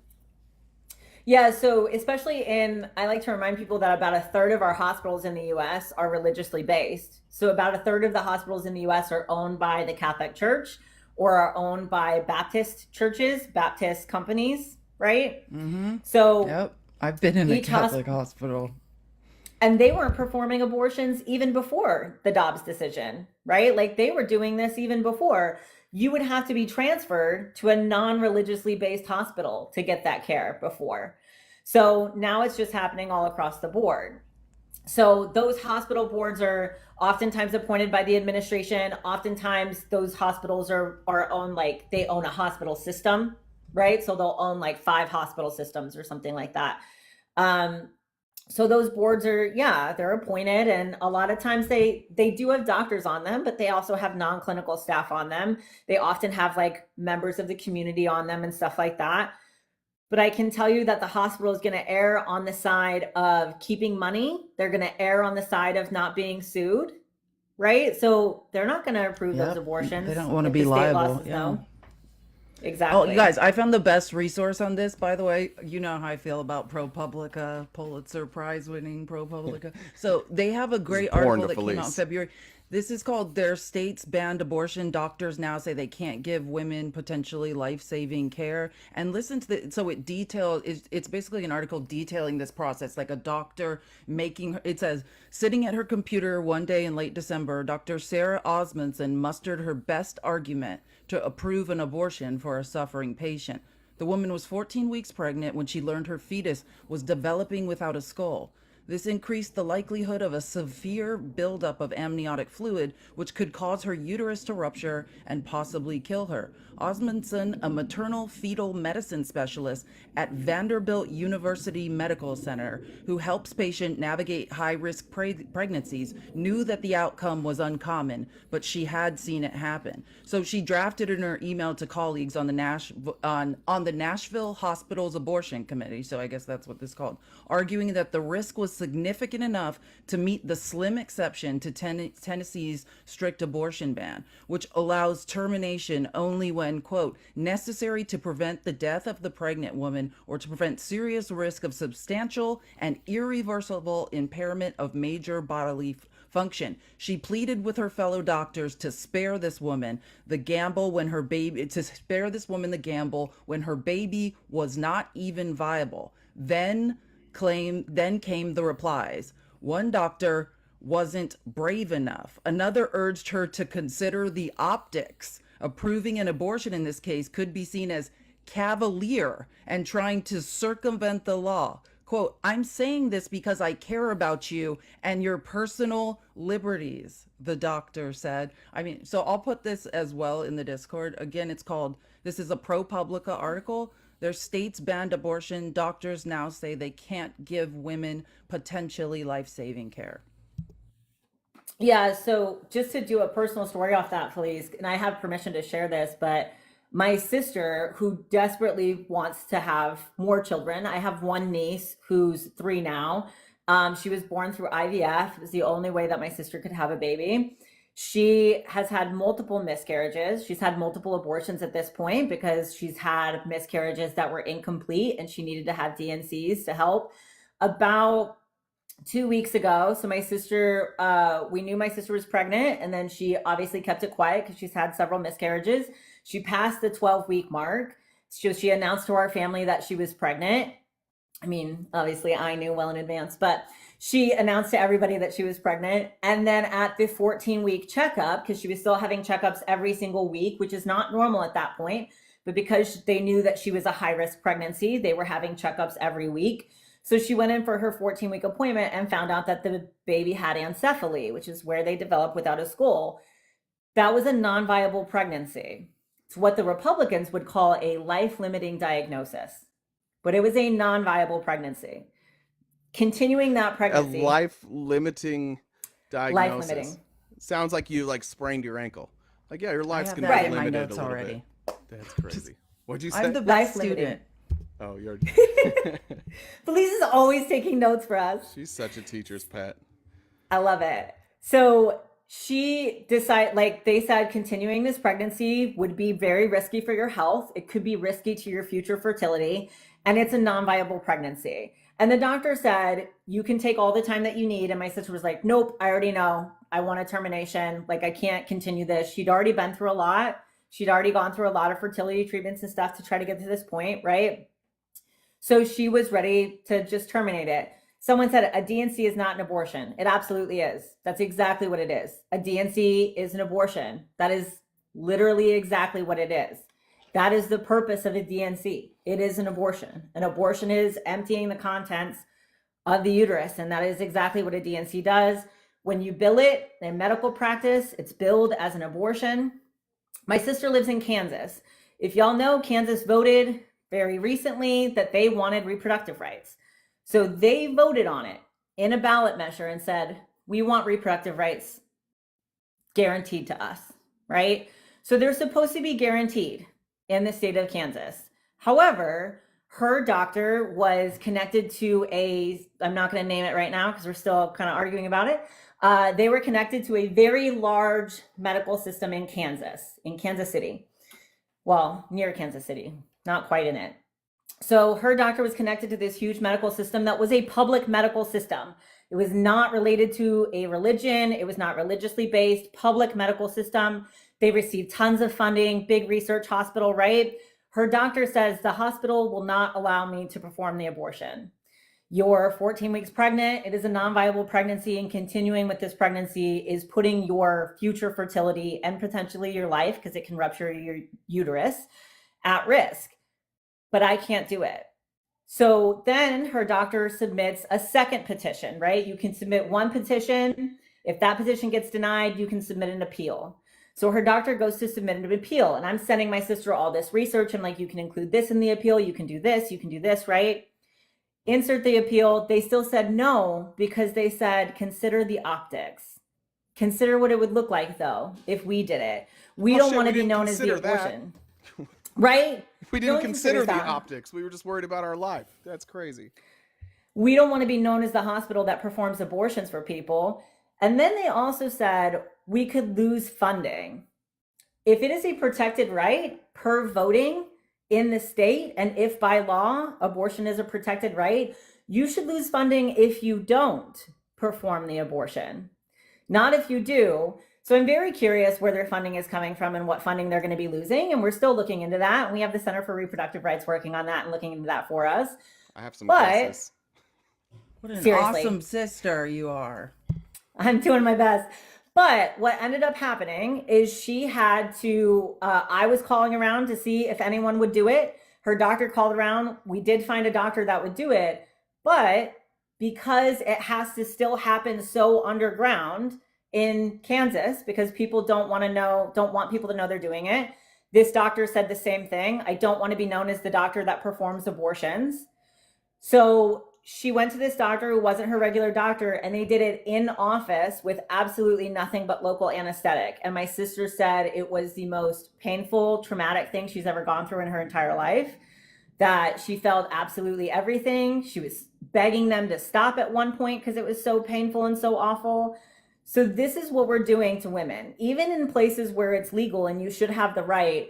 My sister had to have an abortion, gripping, like white knuckling a hospital bed, begging them to stop, and having the doctor going, "You're almost done. Just keep going. You're almost done," right? It's a 15 to 20, maybe 30-minute procedure. Hers was 20 minutes, like done and done, right? No pain medication, nothing, right? Just grin and bear it. Meanwhile, we're giving men anesthetic to get a vasectomy. We're giving them twilight sleep to get a vasectomy. Covered by insurance. Covered by insurance. Pain pills, some Vicodin to go home with, right? But she had to go through this horrifically traumatic experience, like gripping a hospital bed and biting down on something. This sounds like the 1800s. And this is in a state where it was supposed to be protected.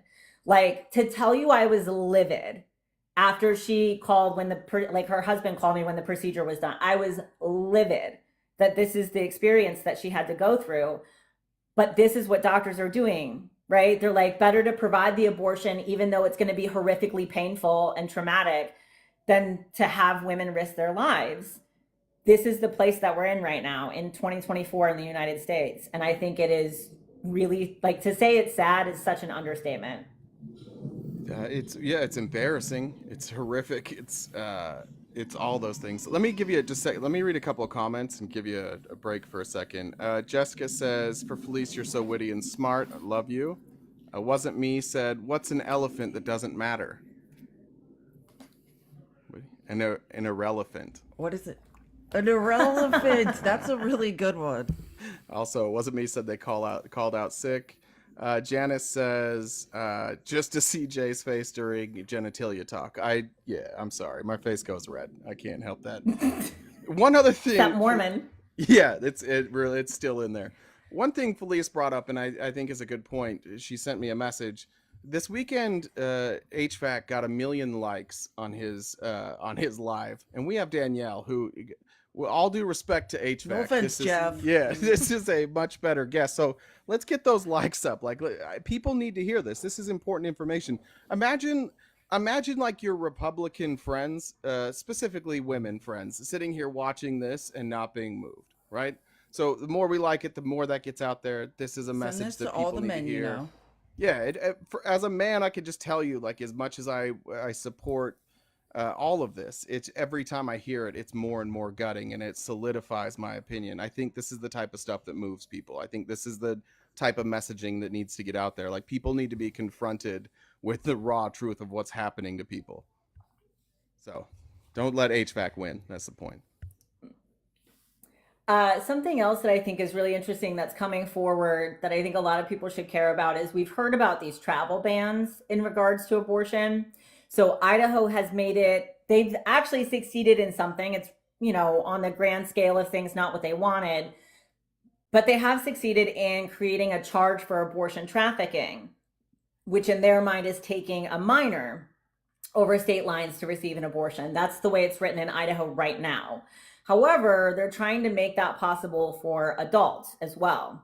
Would that be even like for parents? Like the parent could be charged with that? So it's not just like any, okay, wow. Yep, parent, grandparent, aunt, anyone that You takes drive the child. someone. Yeah, you drive someone. Driver. You're culpable. Yeah.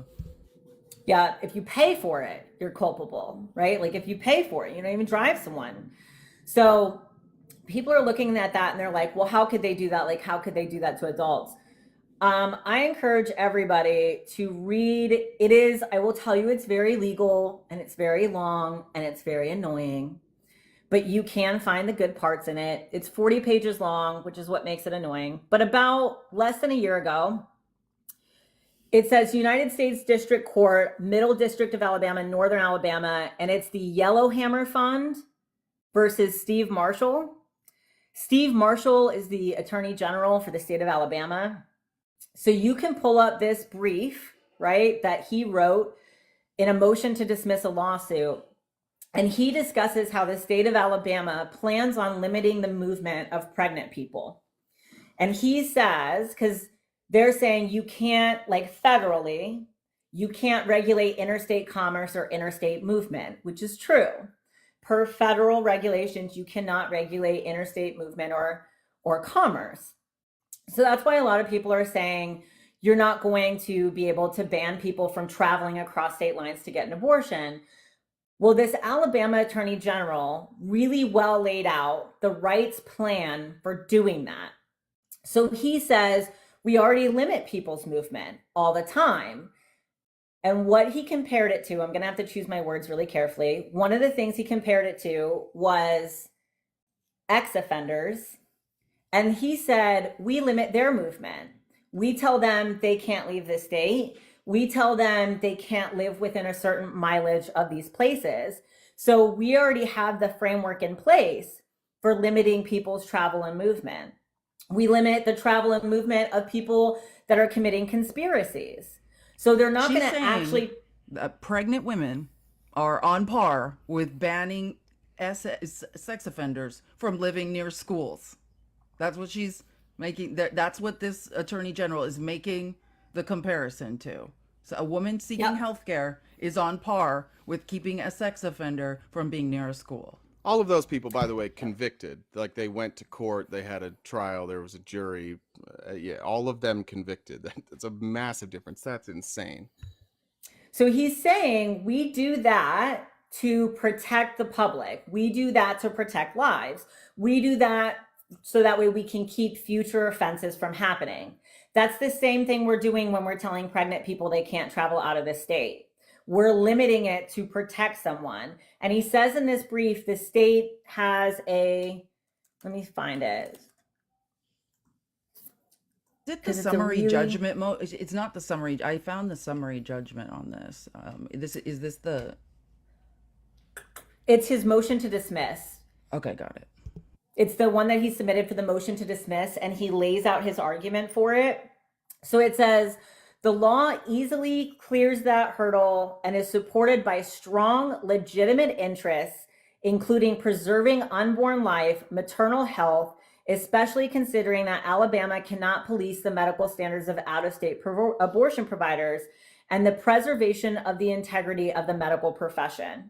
So he's saying that if you, and he says it in the brief as well, he says, if you conspire to commit a crime in Alabama, and he even says it later, he says, if you hire a hitman to kill someone, if you conspire to hire a hitman to kill someone in Massachusetts, that's still illegal, even though the unaliving was going to happen in Massachusetts.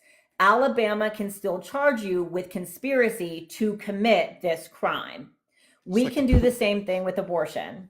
I just want to point out that this is basically like the opposite of Trump's argument in his New York case, where he was like, oh, it's New York, this should be federal. I was in DC at the time. They're just, again, Republicans on both sides of this argument. They use it when it's convenient. When it's not, they abandon it. Yep. And his wording for that one, because I think the wording was really, he says, one cannot seriously doubt that the state can prevent a mobster from asking a hitman to kill a rival because the agreement occurred through spoken word. So too here for conspiracies to obtain an elective abortion. So he's saying that if you plan in the state of Alabama to travel to another state to obtain an abortion, even when it's legal in that state, we will charge you with conspiracy because you talked about it and came up with the plan in the state of Alabama. That is how they will stop pregnant people from traveling across state lines. And he says in this brief, the people, because he's going for a motion to dismiss a case. So he's saying this Yellowhammer guy, he can't bring a case because Alabama gets to restrict the movement of pregnant people because we have a vested interest in protecting unborn life. So for that reason, we have the right to keep pregnant people from leaving this state while they are pregnant. And this is how they're going to ban travel for abortion. Okay. So someone said making them prisoners of the state with no due process. He does address that. He addresses that in his brief, and he says we don't need due process. We don't need due process. He says the provision doesn't apply here if the conspiracy is formed in Alabama to commit an act outside of Alabama. So he's even claiming we don't need due process to hold you. None of this would be allowed in any like replace pregnant person with anybody else. Like everybody would agree on this. This is what's so crazy. And this is like when you see Alabama putting up the 10 Commandments and you see like Christian nationalism creeping in, this is the problem. They don't really care that like most of the country sees this as crazy. And like there's no Republicans in here that I've seen that are like, yeah, these are all great things. Nobody thinks that. But that's what happens when you let these powerful Christian nationalists run amok. This is what they're doing. This is so much worse than I thought. Every time you come on, I get depressed, Danielle. I know. It is really depressing. Like the simplification of this, like, oh, like there's exceptions for life of the mother. Like we know very well, like that's not the case. Like this stuff. I mean, we're talking about because women want bodily autonomy, essentially trapping them inside conservative states and then charging them with conspiracy to commit an unaliving. Yep. And they're saying it's the same thing as hiring a hitman, right? So if you were going to do that, like we can do the same thing. Now they do restrict the movement, and this is kind of, it's not similar, but Republicans think it is. They do restrict the movement, like they said, of people that are on probation parole, people that are ex-offenders, right? They restrict their movement. So that's what they're relating it to. But like Jay said, those are people that have been actively convicted of a crime. Those are people that are on, and we can argue about like the illegitimacy of the criminal justice system and probation and parole all day long on a different topic, right? But right now, as it stands, we limit people's movement when they're on probation, parole, when they've been convicted of certain offenses, when they've been convicted. In this scenario, you're not convicted of a crime, you're just pregnant, and they can limit your movement. So he's saying in Alabama, we plan on restricting pregnant people from leaving the state, particularly if they think that you're going to have an abortion, right? But this is how they're going to do it. And they'll do it in the same way that they do it with probation and parole. If you're on probation and parole, you have to receive permission to leave the state. You have to submit a plan for where you're going, where you're going to be staying, and what you're going to be doing. And then the parole officer gives you like a certificate or a signed piece of paper saying this person's allowed to leave the state. It's essentially a permission slip. We're going to see the exact same thing with pregnant people. You're going to have to petition to leave the state. You're going to have to justify where you're going, what you're doing, and you're going to have to get a permission slip to leave. Oh yeah, this sounds like small government, Republicans. That's what, doesn't it sound like the smallest of governments? Remember vaccine really passports? Remember that? And remember, I just want to remind everyone, just to make like kind of bring a connection to this, when I say like the oversimplification and the way the Republican Party and conservatives, Christians are trying to just be like, oh, that never happens. Like, listen to how serious Yellowhammer versus Marshall is, like, right? And how disgusting this is. And they're literally going to take pregnant women's due process away. And then you remember who spent money on an ad about it? Gavin Newsom did, and his coalition put out an ad in Alabama where a woman was trying to like get across the state line, and MAGA was like, this never happens, this is insane. Like the reaction on Twitter, X, whatever, it was just it's delusion. They're delusional. It really is. It's super delusional. People, and I also like to remind people, like, go back and look at some of my TikToks, y'all. I've been doing this work for a while, and if you go back far enough, you'll see me saying they're going to move to ban contraception. They're going to move to ban IUDs. They're going to move to take your birth control. We're going to see bans that are so severe that pregnant people will not be able to get the care that they need to save their life. And in my comment section, over and over, you'll see people saying, this is fear mongering, this is fake, this is never going to happen. And then just go forward 6 months and you'll see all the stuff that I predicted happening. I have a thing pinned on my page. That's when the draft leaked for the Dobbs decision in May. They leaked the draft. And we knew, like, we were working on this case, right? Researchers were following this. We knew that this was coming. But when the draft leaked, none of us thought it was going to be that bad.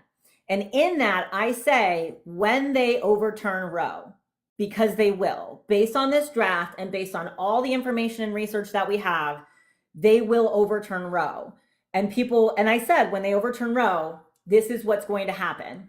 This is what you need to do, right? To keep yourself safe.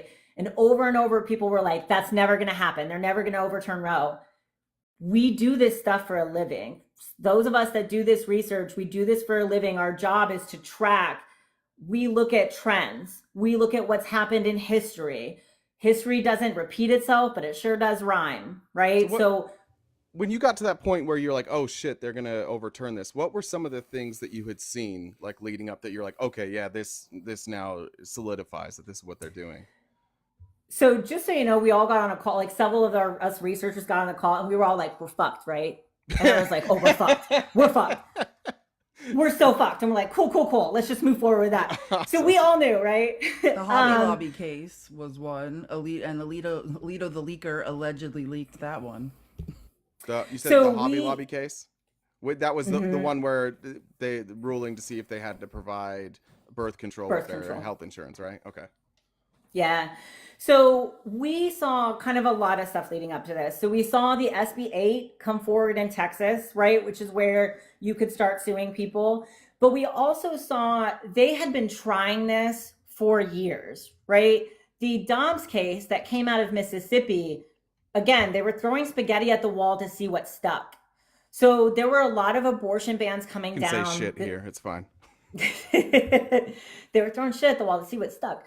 So they were trying a lot of different things, but trap laws, which were targeted restrictions on abortion providers, trap laws, what we know is that trap laws, for every trap law a state enacts, that increases the risk of maternal mortality, right? So every single one.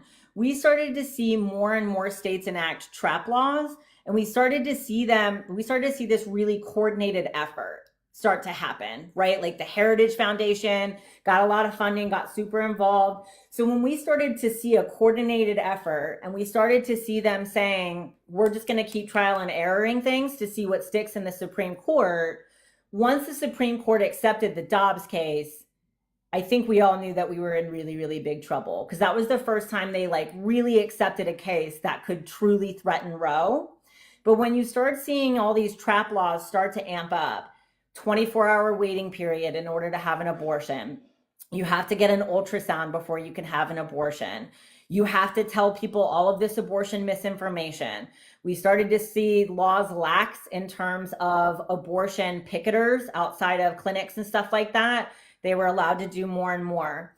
So as we started to see that amp up and we started to notice that there was... At the abortion clinics, what kind of laws were lapsed there? Like, are you saying like the protesters were able to get easier access? Is that what you're saying? Okay. Yeah. So some states have laws that say that like they have to be 500 feet back or they can't be on clinic property and stuff. So we saw a couple states start to say like, no, freedom of speech, like they can do whatever they want. They can harass people. Of course, these are kind of in red states, right? It's the FACE Act, right? Freedom of access to clinic entrances. Yeah, and then they started attacking that. Yeah, so all that stuff is coordinated and it's all connected. So when other people were looking at stuff, being like, oh, okay, that's an isolated thing, but that kind of sucks. Oh, that's an isolated thing, but that kind of sucks. It was a coordinated effort. And the closer and closer they got to the Supreme Court, and the more this effort was kind of being legitimized by like misinformation. Another thing that we saw was there was a lot of, during the Trump era, there was a lot of federal funding pushed to what are called like emergency pregnancy centers, which are not pregnancy centers. They're misinformation centers. They're not a medical clinic, but they're run by a lot of these evangelical Christian groups. And you go in there for emergency pregnancy care, but really what you get is like a pregnancy test and a lot of shame surrounding being pregnant. Therapy for being pregnant. A dose of gaslighting. Dose of gaslighting.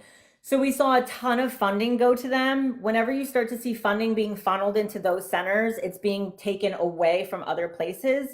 So TANF, which is, I'm I'm not going to think of what it stands for, but if anyone does, please put it down. It's aid for needy families, right? It's the only cash aid that we provide in the United States to needy families. It's supposed to go directly to families that have a newborn, and it's supposed to be for them to buy things like diapers, temporary aid for needy families. Assistance, I think. yeah, assistance. Temporary assistance. Yeah, there you go. So that's what it stands for. So it's supposed to be cash aid, so you can buy a stroller, a high chair, a car seat, diapers. Instead of that money going directly to the families, which is where it originally went, that money got refunneled into these crisis pregnancy centers. And now, instead of just getting the cash aid from the government that you were supposed to get, you're required to take parenting classes from these crisis pregnancy centers. And in exchange, they will give you diapers. They will give you a car seat. However, these parenting classes are very Christian and evangelical based. They're based very much on toxic gender roles and stereotypes, and they're very shame based. They also provide misinformation about pregnancy and contraception. They say things like condoms don't work, so there's no reason to use them. IUDs are abortifacients, and if you use them, then you're going to hell, right? So what we do know is that in areas where crisis pregnancy centers get more funding and they're more prevalent than an actual medical clinic, teen pregnancies go up, STI rates shoot up. We know that when teens visit a crisis pregnancy center for a pregnancy test, if it's negative, they always receive education, which is misinformation, right? Indoctrination. Right. It's contraceptives don't work. Fully 1/3 of teens that visit a crisis pregnancy center for pregnancy counseling and are not pregnant, 1/3 of them are pregnant within 6 months. A third. Oh So it's insane. Say that stat one more time so I can write that down. Teens who visit a crisis pregnancy center for a pregnancy test. So they go in because they think that they're pregnant. They get a pregnancy test and it's negative. They receive counseling. 1/3 of those teens are pregnant, end up pregnant. I think it's within 6 months, but it might be within 3. And I can send you that research too, Felice, because I know you love research. So I'll send you that one. Like, do you hear how important it is that your Jesus. your daughter never shows up at one of these places? Like, Never. Don't ever. Like, crisis pregnancy centers. And the other thing is, people will say, well, how can they do that, right? Like, they're a medical clinic. They're not. And that's how they get around it. They don't have any medical providers. They're set up in old medical clinics. So they set up purposely in old medical clinics. And then they have like a medical assistant come in and give you information education, right? But because you're sitting in a doctor's office, because you're sitting on a medical table with paper on it, and you were given a pregnancy test, because that's all, they can give you a pregnancy and an STI screening, but they can't do anything because they're not a medical clinic. They can't give you any medical care. They can give you an ultrasound because they buy an ultrasound machine, but they can't give you any medical care. So they can tell you whatever they want. They can tell you as much misinformation as they want because they're not actual medical providers and they're not an actual medical clinic. It's happening in a medical clinic setting, so it looks legit, but they can't be held accountable for any of it because they're not actually medical providers. And this is I just government think- funded, right? It's federal Government fund. funded, paid Federal- for by like, your this tax is- dollars. This is what I'm saying about the separation of church and state. Like, I mean, in my opinion, and rational thinkers' opinions, if we're going to use tax dollars, federal tax dollars, it should be whatever we're providing, whatever education, rehabilitation, medical care should be based in evidence-based science. Like that's one of my huge issues. There's so much overlap with church and state, and especially in the South, right? Like there might be other options in more urban places, but the more rural you get, like a crisis pregnancy center may be the only even option, and that's terrifying. What stands out to me the most is like the obvious smoke and mirrors and false advertising game that Republicans play and have played all along the way. Like they name these. What was the act that you said that they named? I can't even remember what it was. It was ridiculous. But they make it seem protection. Yeah, the equal protection one. Yeah. And then Still the teacher's pet. like these good Christian folks, like they have no problem tricking people into doing what they want them to. And that's the hard part with like this group of people, is they believe any amount of deceit, any amount of hiding the truth, like it's okay because it's for the Lord. We're doing this for the Lord, so it's okay. It's a And so fight for good versus evil. Yeah. yeah, Terrifying. but in any other scenario, this is always the bad side. This is always the bad guy. The ones that can't tell you what they're doing, that's always the bad guy. Yeah, I would agree. And that's the thing. Why use misinformation? Like if your data, if your stuff is good, right? If this is really true, it's really true that condoms don't work or something, right? Then that would be data that we have, right? If it's really true, like a lot of what they say is the HIV virus is so small that it can fit through a condom. Sometimes condoms have holes in it so big that sperm can fit through it anyway, and condoms don't really work. That's literally not true. Like, that's not science. We have science that says that is not true, right? Like, It's that's clearly not cheesecloth true. or something. Yeah. This is what I'm saying. It's clearly not true. So why lie? Like, why lie about all this stuff? Well, because they want you afraid, right? And that's another big push why today we have less sex ed occurring in America today than we did in the 1980s. Kids today are receiving less sex ed than they did in the 1980s. That's real? That's a real. real thing? Fuck me. That's on purpose. Oh That's on purpose, right? The less you know. And Felice had mentioned the Comstock Act. That's been mentioned in multiple, I think almost every single one of these major Supreme Court decisions. It was mentioned in the Mifepristone case. It was mentioned in the Dobbs decision that overturned Roe. And I can almost guarantee you it's going to be mentioned in this EMTALA decision. Whichever way they go, it's going to be mentioned in this EMTALA decision. The Comstock Act is really old. It's like way back when, y'all. But what it did was it limited the transmission or the sending of obscene materials in the mail. I want everyone to go back. If your grandparents are over the age of like 65, I want you to ask them how much they got taught about menstruation, about ovulation, about the fallopian tubes, the uterus, about pregnancy. Because they were taught almost nothing. Because the Comstock Act, not only were we not teaching anyone any sex ed in schools, right? But the Comstock Act didn't just limit the sending of abortion pills in the mail. You couldn't send information about menstruation. You couldn't send information about ovulation and how you got pregnant because they didn't want people to have this information. So the Comstock Act covered a whole lot of stuff. It was right? 1873. Yeah, just giving you the 1873. Oh, and what was I was gonna wait. I had something. Again I'll remember in a second.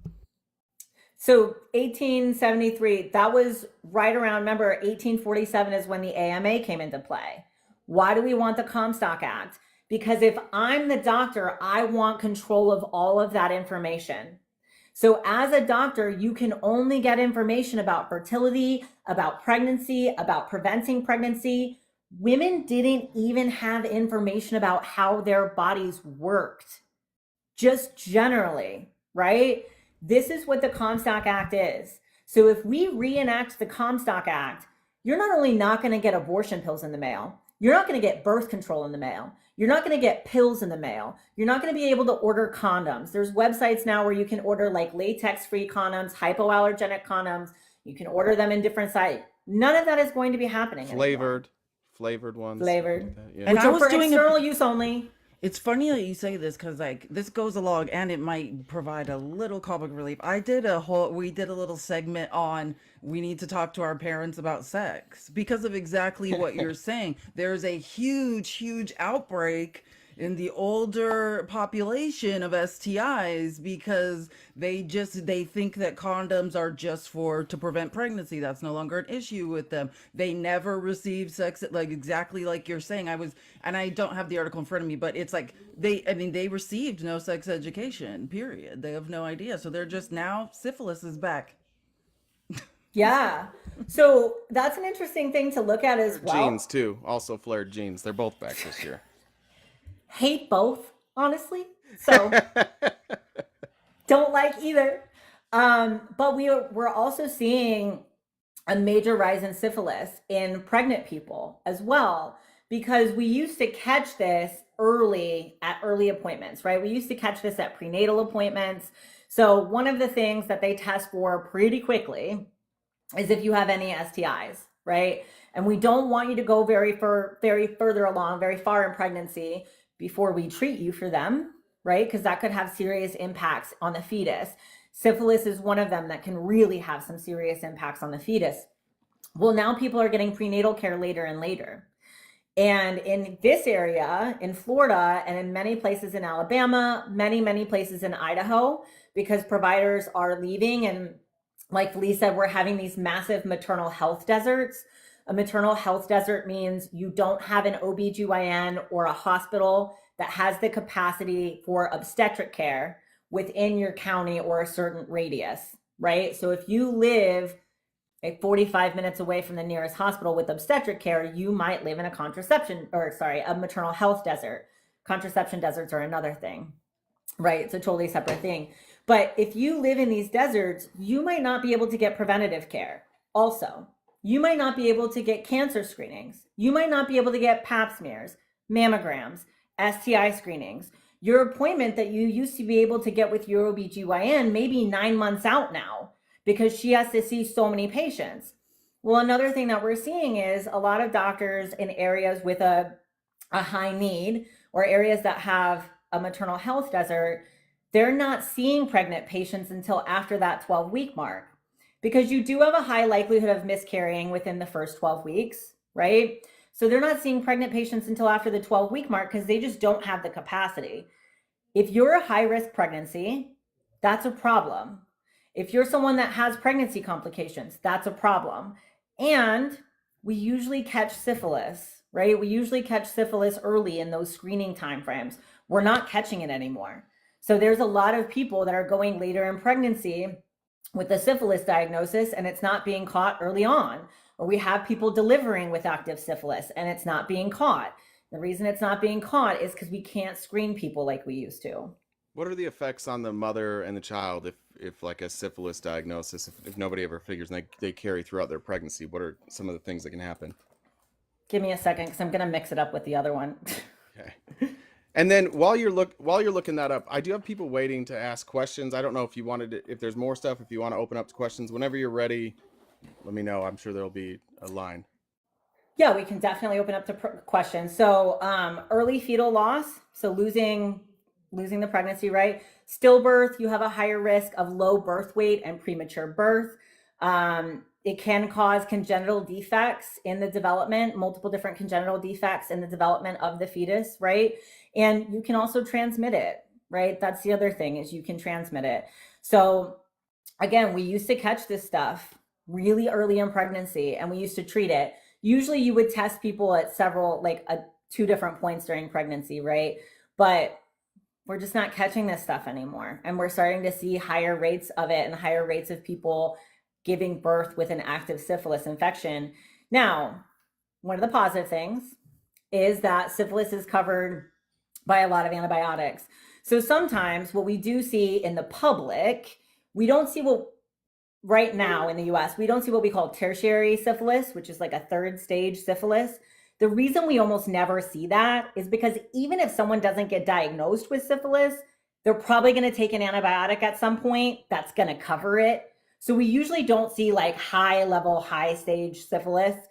But when you're pregnant, it becomes extreme, like tertiary syphilis takes years and years and years to develop, years, right? But we don't want you to have any kind of infection when you're pregnant and you're going to be giving birth. And we're just not catching this stuff anymore. We're also not catching other severe complications that could have been caught earlier and potentially treated. I have a I looked up that number. The amount of doctors that Idaho has lost, it's 20% of their doctors. I don't know if you said 20% or if I just remember that from looking it up. But yeah, 20% of OBGYNs have left or stopped practicing in Idaho since this was enacted. That's an insane number of anything. Like 20% of your doctors quitting in any state for any reason, that's insane. I don't know that I've ever heard of that happening before. And we're not seeing new doctors go in. That's the other thing. Like, so a couple years ago, right when Roe overturned, there was a study that came out that asked fourth year medical students if that was going to affect their decision on where they were going to apply for residency. Are you not going to go to a state that has an abortion ban? And the majority of them said, like, I don't remember if it was a majority or a high percentage. I'm going to get it wrong. So a high percentage of them said, yeah, it's affecting it. I don't want to practice in a state with an abortion ban. Now it's been 2 years post Roe. They did another study and it's even more impacted. So medical students are saying either it's emergency medicine and OBGYN. Well, emergency medicine, because they're going to come in contact with a lot of these patients, right? And they're going to have to make these choices. So we're seeing a massive decrease in new doctors going into emergency medicine and going into OBGYN. So we're not getting as many doctors in there as we need. We already have a crisis in lack of providers in the US. And even when they do go into those specialties, they're choosing not to practice in red states that have these bans. So not only are red states losing doctors, they're fleeing the state to practice elsewhere, or they're retiring and deciding not to practice at all. We're also not going to see new doctors go into those states anymore. That's terrific. That is wonderful.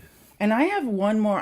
Before we do take questions and whatnot, I wanted to just say, because I think for everyone, one of the most common things we hear, especially on the internet and in debate situations or with our families, who are in fact anti-choice, is this, what about late term abortion? Or what do they say, up to and after like birth? And it's like, what they're doing, abortions after birth. It's like, what?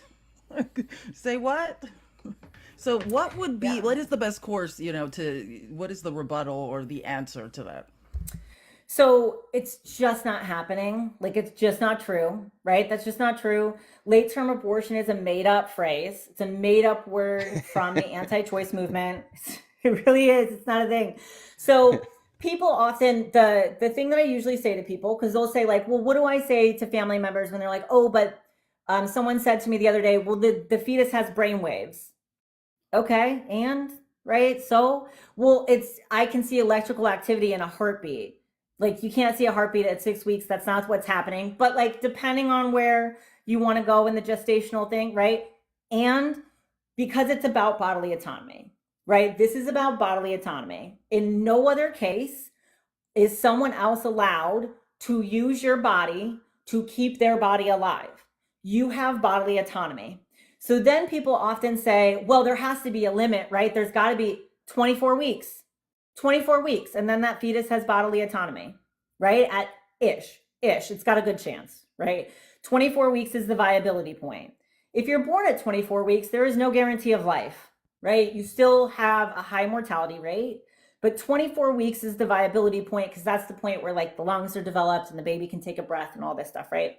So that's the cutoff, right? Abortion rights are considered secure generally when the cutoff is 24 weeks. I don't want the government involved in any of those healthcare decisions at all, at any point. And then people will be like, oh, well, then people are just going to, no, they're not. No, they're not. Nobody is carrying a pregnancy 30 weeks just to be like, I don't want to do this anymore. Yeah. No doctor is performing a D&E, because at 30 weeks you would need a D&E. No doctor is performing a D&E at 30 weeks instead of just delivering the baby, right? At 30 weeks, you would just deliver. You would just deliver. Unless, right? So then some people say like, oh, well, I know someone that had an abortion at 26 weeks. Those are fetal anomalies, right? Those are extreme cases where it is not viable. Continuing the pregnancy is dangerous for one or both, right? Those are extreme cases. There are only a handful of doctors in the entire country that do those types of extreme cases, right? It's just not happening. It's just not happening past the 24-week mark. The majority of abortions, a very large percentage, literally the majority, over 50%, happen before the 11-week mark, and they happen with the abortion medication. The vast majority, and we have new data, that's why I'm not quoting the data, because we have brand new data on that, and I think it's like 60-something% are done with the abortion medication. Sorry, y'all, I was getting a phone call. Let's see. You say before 11 weeks? Oh, sorry. Oh, don't write this Yeah, one. yeah. So 63% is the number that we have right now. So Wow. 63% of abortions in the US are done with medication. Medication abortion can only be done through the 11th week of pregnancy, right? So you have it done before the 12-week mark. The ones that are happening after that 12-week mark, are happening for a couple of reasons. First of all, they're not the majority, right? But second of all, they're happening because someone couldn't get access before that 12-week mark. And the way to have that rectified is to make abortion more accessible, not less, Well, right? I assume mifepristone was introduced in 2001. Is that right? Is that about I think right? that's when the FDA approved it. Yeah. Okay, because these numbers are crazy. So in 2001, 6% of medical abortions were, and it goes up 2005, 14, 20, 2008 up to 17%, then to 24, 31, 39, 53, 63. So we've seen a precipitous increase in the percentage, which to me says that like this is people catching pregnancy earlier, choosing to do like this is evidence that women aren't going to wait. This is evidence that as this becomes more available, women don't wait, and you see less and less of those later term abortions, right? Right. So another thing that also happened is that when the FDA first approved this medication and when it was first being used for abortions, it was only approved to 7 weeks of pregnancy. And then it slowly, we were like, okay, now research says that it's effective up to this many weeks. Now research says it's effective up to this. So now it is approved to the 11th week of pregnancy. So that's another reason. So it's a increase in access thing, number one. COVID also really increased that because we saw a lot of restrictions on the medication go away. So at that point, you no longer had to have it prescribed in person. You could do a telehealth appointment, and now they can mail it to you. So post 2020, we really saw those numbers big increase, right? But another reason it's steadily gone up throughout the years is because we've elongated the window with which you can use the medication for an effective abortion. That makes sense. And Okay. and if you guys have heard, one of conservative Christians' like favorite conspiracy theories is about the pandemic. Because what the pandemic did is it revolutionized certain things, like right, like elections and how we were able to vote. It increased a lot of mail-in voting and things of that nature. Or in the medical health industry, like we start, telehealth was developed, and like the way in which we can interact with a doctor was changed a lot. And you will hear Christian conservatives and the craziest of them, the MAGA conspiracy type conservatives say, "Don't you think it's weird that the pandemic, changed elections and changed how you could, now there's all these abortions by pill." Like I have literally had somebody in a debate say that to me. Yeah, it also made it a lot easier for me to get my ADHD medication. So thank you, COVID. Appreciate that. It's been Right. All of us are benefiting from that. Let me read this, Heather, from Lawbish. She said, "Can you just summarize the path to eliminate birth control? I missed it. This was from a while ago. Do you know what she's saying?" Yeah, I think it was when we were talking about how Republicans are voting to eliminate contraception. So what they're doing is they're redefining contraception, right? So Griswold v. Connecticut, if you ever hear people talk about that case, that's a Supreme Court case that said that you have the right to access birth control, right? Then we have the Comstock Act, which is you can't send obscene things through the mail. Technically, the Comstock Act never went away. It's still there. It's just not being enforced for the same things anymore because society changes and we change the things that we think are obscene. And also some laws just, don't make freaking sense anymore. So the So internet exists, so it's not an efficient way to share obscene information. You just have the internet. It's quicker than mail. this is I what don't know I'm if you saying. ever knew that. It's like you have a computer in your hand all the time. Yeah. It's like So that. what they're doing is they're going to try to overturn Griswold v. Connecticut, but then they're also going to try to make Comstock kind of come into play again and enforce it. It hasn't been enforced. It's still there, but they're trying to say that mailing birth control to you, mailing abortion pills to you is in violation of the Comstock Act.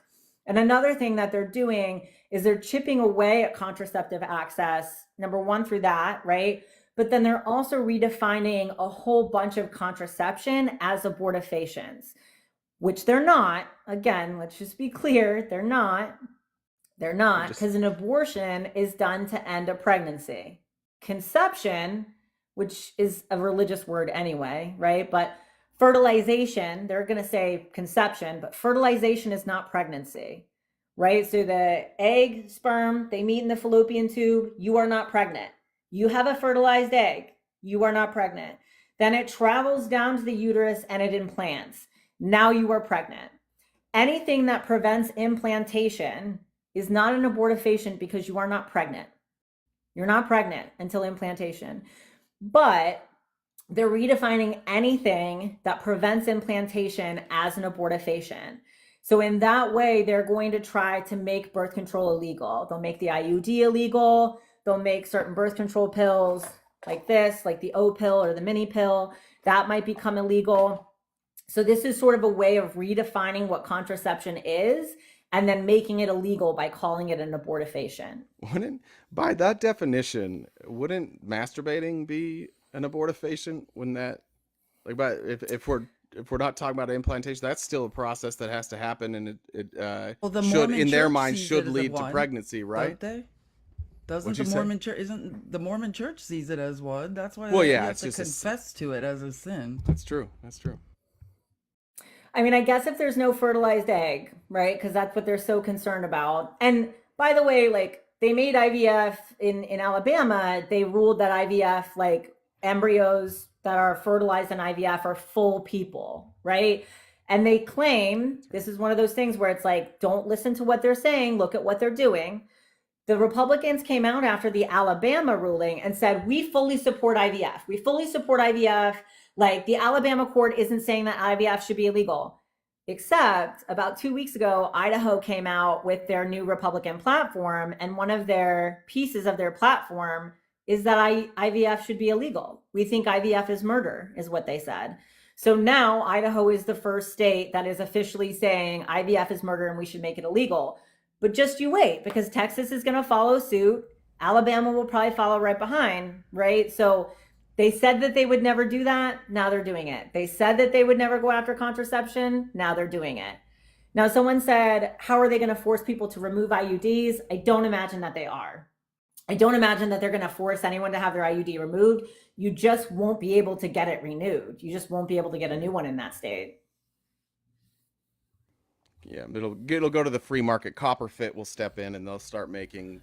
It'll be next to the knee braces. You have to get it yourself. Yeah. When wait, what was I just gonna say? Oh yeah, I was gonna say, oh yeah, and if you're paying attention to the news, something that happened quite recently was the Southern Baptist Convention, which is a huge conglomerate of churches. They had their, annual meeting where they vote, and they voted that IVF should be, that they will not support IVF, and they almost expelled all women clergy. They didn't quite have the votes, but they were this close to saying that women cannot hold any power.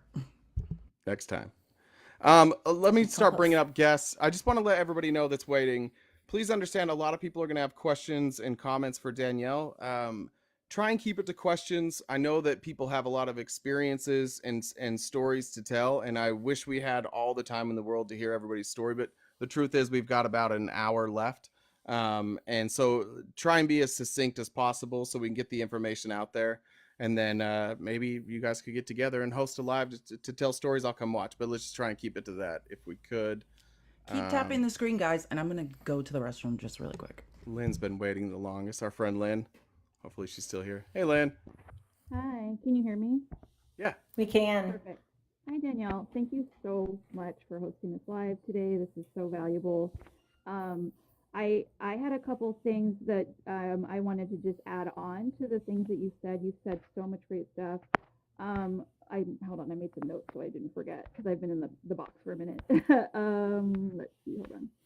So I think that something that's really important is in that Supreme Court ruling for mifepristone that I don't hear people talking about so much, is that aside from the talking about standing, they also, I think it was Kavanaugh in the opinion wrote that the decision about whether or not to pull a medication from the shelves could be ruled on by are decided by the president of the United States or the head of the FDA. Now, if anybody's familiar with Project 2025, they know that part of the strategy is to remove all these heads of these departments of these of the executive side of the I think I'm saying that right, that side of the government, and have replace them with Trump loyalists. That's the term they use. So that would be they're maneuvering, right, to be able to make it illegal that way as well. So I haven't heard a lot of people talk about that. So I wanted to make sure people were aware that that's another implication. Yeah, so that's one of those things that I think people, it looks good on the surface to some people and it's not. So one of the things that was argued in that case is that you don't have the Supreme Court, you don't have the authority to overturn an FDA decision. The FDA has kind of always made these decisions about medication safety and access, and they make that decision based off of a lot of research, based off of medical boards, based off of teams and teams of people, right? It's not like it's one person making this choice, and it's not like we don't have 20 plus years of research on X medication, specifically this medication, right? So one of the arguments was there is no precedent for this. There is no legal precedent for the Supreme Court overturning an FDA decision. So then when it was written that, well, the Supreme Court doesn't really overturn FDA decisions, only the FDA does that, and like maybe the president, if he, overrides the FDA, it kind of looks like a good thing if you're not paying attention, because people will be like, yeah, that's true. That was one of our arguments, that you don't have a right to overturn an FDA decision. And I agree, but you notice how they said, but the president can. The president can, and especially if we have a president with unchecked power, he can do whatever he wants. Right. He also has a majority of appointments on that board for the FDA as well. So not only does he have that, but then Yeah, and so Lynn, could you go a little closer to the mic? I guess it's for some people it's hard to hear. Okay, hold on. Let me switch. I got my AirPods. Let me switch to a different one. One second.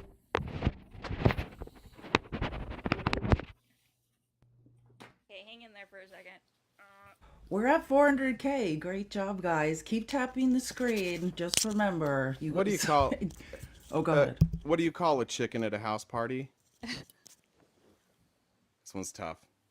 Not gonna. I'm not gonna. What is it? Omelet. Omelet. It's better in writing. It's Omelet. Yeah. Okay, got it. It's tough to do it justice. Sorry. It's a dad joke when you have to be like, it's better in writing. That's funny. All right, that should be better. Is my audio Way louder? better. Okay, Yeah, cool. Thank you. So what I was going to say was, in reality, this ruling for mifepristone actually put in motion more of like Project 2025. So that's why it's this really insidious ruling, right? Like we're like, yay, win. No, not so much. We have to really be paying attention. So I wanted to make sure that people were aware of that. So I thank you for kind of fleshing out that kind of the context of that. The other thing I wanted to say was, hold on, let me look. I've got some good notes here. You Love a mentioned note taker. well, because I had so much to say, and I knew I had to wait till the end of this. So, you did mention the Comstock Act, and we're calling that a backdoor ban, right, on abortion. And I think that this is We really had that in the Mormon Church too, but it was different. Sorry, I'm sorry. Oh, Jay. I'm sorry. Anyways, they're calling it a backdoor abortion ban because they're if you think about it, right? I live in California, so we've got abortion rights in our Constitution.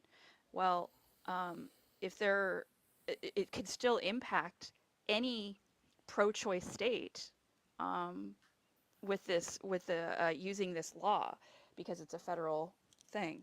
So we're not safe just because we're in a pro-choice state. I think that's so important. We have so much work to do.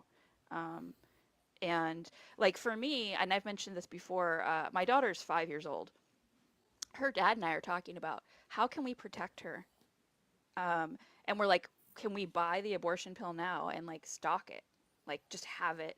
But we were looking at the expiration, and it only lasts like 5 years, I think. Or it's like 2 years for one of them and 5 for the other, or something like that.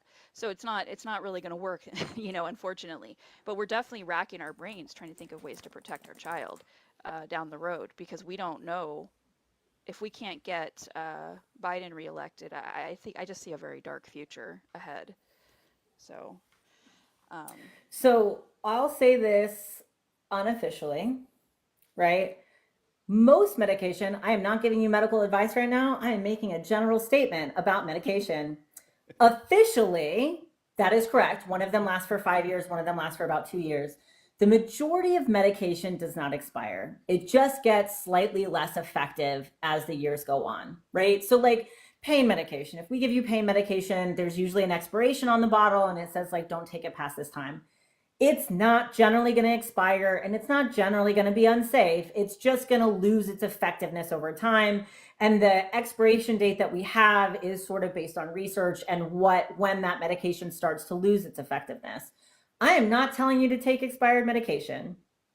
I am telling you to assess your risk and assess the cost benefit analysis, and to know how old your medication is, but also know that most medications don't expire. They just get slightly less effective.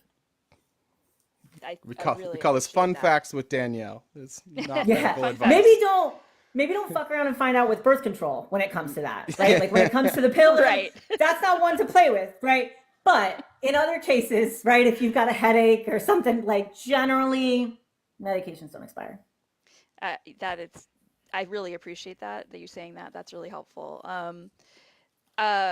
Hold on 1 second. I had something. Take the else. Harry Potter approach. Just lock your kid in a cupboard under the stairs. Never let them leave the house. That's another way to prevent that them from getting sounds- pregnant, Lynn. Yeah, that sounds awesome. I do think that we, like sex ed, right? One of the best ways to prevent pregnancy is good education. But I do think that we should be educating AFAB people, and we should be educating our daughters that like you carry a higher risk. If you get pregnant, this is a serious, serious issue. You could go to prison. You could end up as one of these people on the news, right?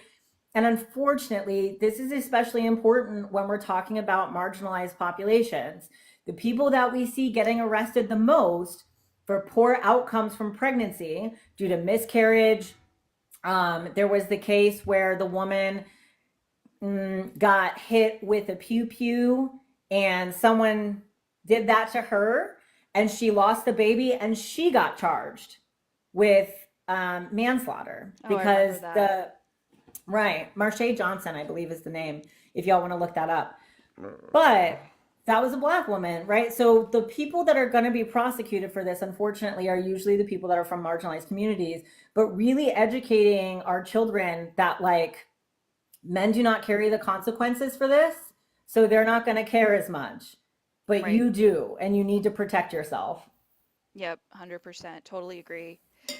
I wanted to touch on you mentioned, you actually had just talked about this right before you took guests, which was the abortifacients and how they're reclassifying them based on preventing implantation.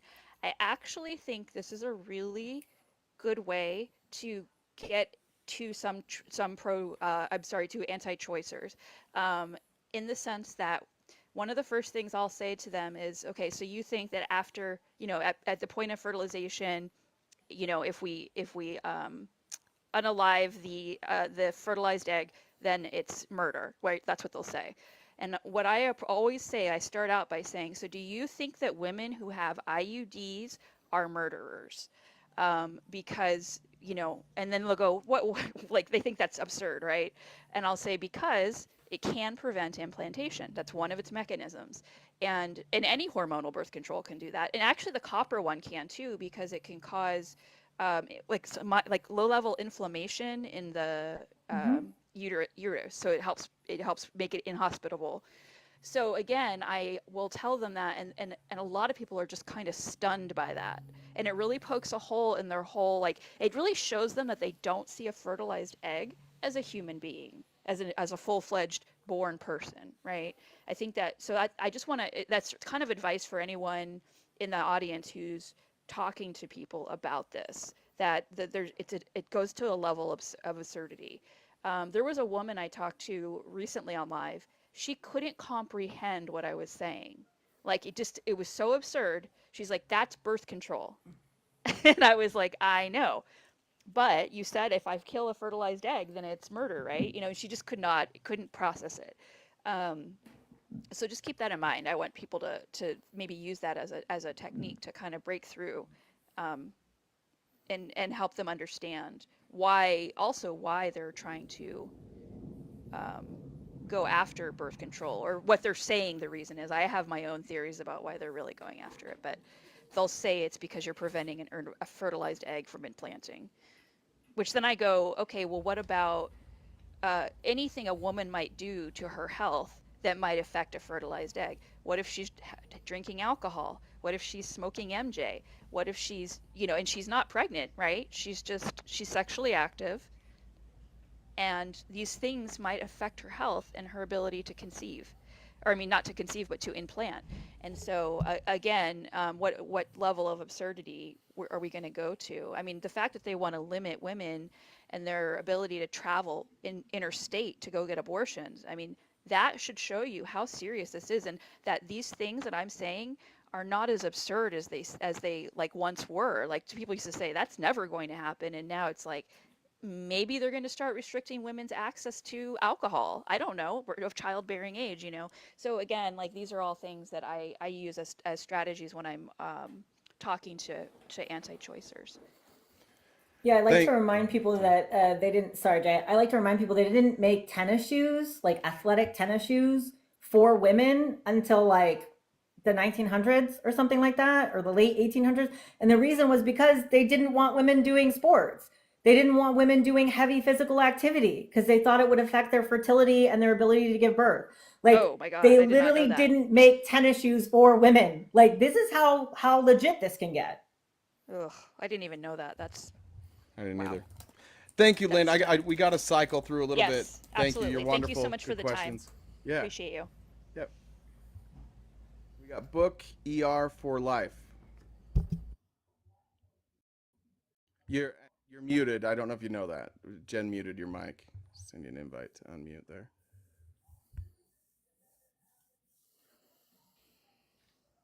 Okay, can you hear me now?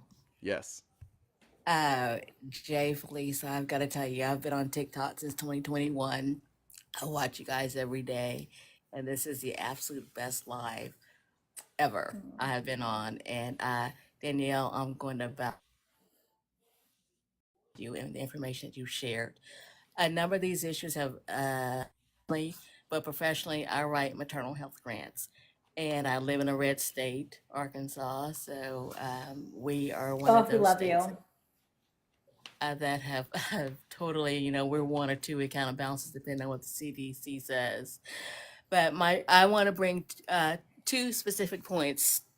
I don't know if anyone had the opportunity this weekend to watch the weekend on MSNBC, and they had the president of the Heritage Foundation on there. I think his name is Dr. Keith Rogers.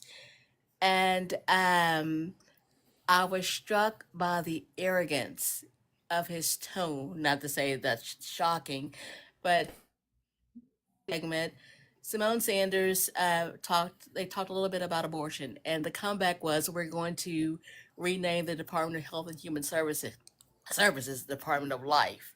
So that frightened me in the sense, and you're familiar, obviously, Danielle, with all what HHS covers, that they're framing this just to be a department that talks about and does abortions or promotes abortions.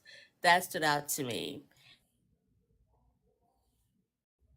Pursue this quote unquote fight is that we don't use the words we're scared. We're not scared. Well, we're mad. We are angry because when I look at this, and I say this as an African American woman, to me, this is a form of slavery. This is chattel slavery. You're telling me that I do not have control of my body. So again, I'm going to land my plane. Felice, Jay, keep doing what you're doing. And Danielle, thank you very much for sharing this very valuable information. Thank you. Thank you for what you do. Yeah. We really need you. I think that's such a good point. Like like the demonization, right, of medical experts in this country. Like what they're doing to Fauci is disgusting, and it's only going to proliferate like as fascism and authoritarianism rise in this country. The discrediting of medical and other intellectual experts like is one of the main things they must do. Total. Absolutely. Hey, hello, everybody. Hey. Hey. Hey. Glad to see you back again, Danielle. Last time you were on, it was really informative and eye-opening, and it's great to have you on this special day. And of course, I'm a guy up here, so I want to be brief and leave the day to all the women. So speaking of other horrible men, have you guys talked about Anthony Comstock, about just what kind of a person he was? The originator He was of this like a law? guy that was like on an he was like one of the anti-vicers like of the time. Yeah, Yeah, pretty he was much. gross. He Because was, he and he got probably that law had a lot of passed. vices because he was a weirdo. Yeah. Yeah, okay, he got that law passed, and he got to become the postal inspector after that. He got that law passed because he was really upset about photography had just been invented, so people were starting to send nude pictures through the mail. Photos, exactly. So he became postal inspector so he could rifle through everybody's mail. Brilliant. Yeah, he was also a pastor. He was like this extreme, I think he was a pastor. He was he was someone that was like, would say today that he was a member of the moral majority, right? But he was all about like Christian morality. And it was really, the Comstock Act really came about because of corn. Like that's where it started, right? But then everything was kind of lumped into that, where it was like, information about menstruation, well, that applies. Information about contraception and about ovulation, Yes. that applies. So like this umbrella got bigger and bigger and bigger. And this guy was like, pretty sure he was just like a weirdo freaking creep that wanted to go through everyone's He mail. was. And only he wanted to see the sexy was. photos and he didn't want anyone else. Pretty much, That's yeah. and he was obsessed with contraceptives. This is like I think I saw this on like on a PB like yeah, he was obsessed with contraceptives because he was convinced that it like if you could prevent pregnancy, if sex wasn't, if there wasn't the brevity or the possibility of pregnancy, that it like lust and lewdness would proliferate across America. Oh, totally. He was like definitely like against any form of non-procreative sex. Every sperm is sacred. Like was his mantra. I didn't know Like that you can about look Praise up, the Lord. if you want to go down a rabbit hole, look up some of the crazy stuff this man said. Like Google like Comstock, Anthony Comstock quotes and stuff like that. This man said some wild stuff, right? He's But nuts. he was an extremist where he was like, the only reason to have sex is to procreate. You shouldn't be doing it unless you are like extreme. He was like the OG Jerry Falwell. Yeah, for sure. Okay, that's Jerry all I wanted to Falwell bring up, Jr. but is make sure you normal. guys knew that. They canceled him just for wanting to watch his wife have sex. That's actual healthy sexual activity. That's the messed up part of the Christian church. That they cancel people for healthy sexual activity. Won't do anything about the people essaying people. Someone's gonna go tell their wife that you said that now today. They're gonna use that as proof that. Well, I said this before, but compersion, like deriving Yeah. pleasure from someone else, watching someone else get pleasure, especially I think in the patriarchal Christian church, to be able to watch your wife get pleasure from another man, I think that's actually quite healthy, and it's like the deconstruction of patriarchy in a way. But to the Christian church, there was nothing worse. There you go, man. Put your money where your mouth is.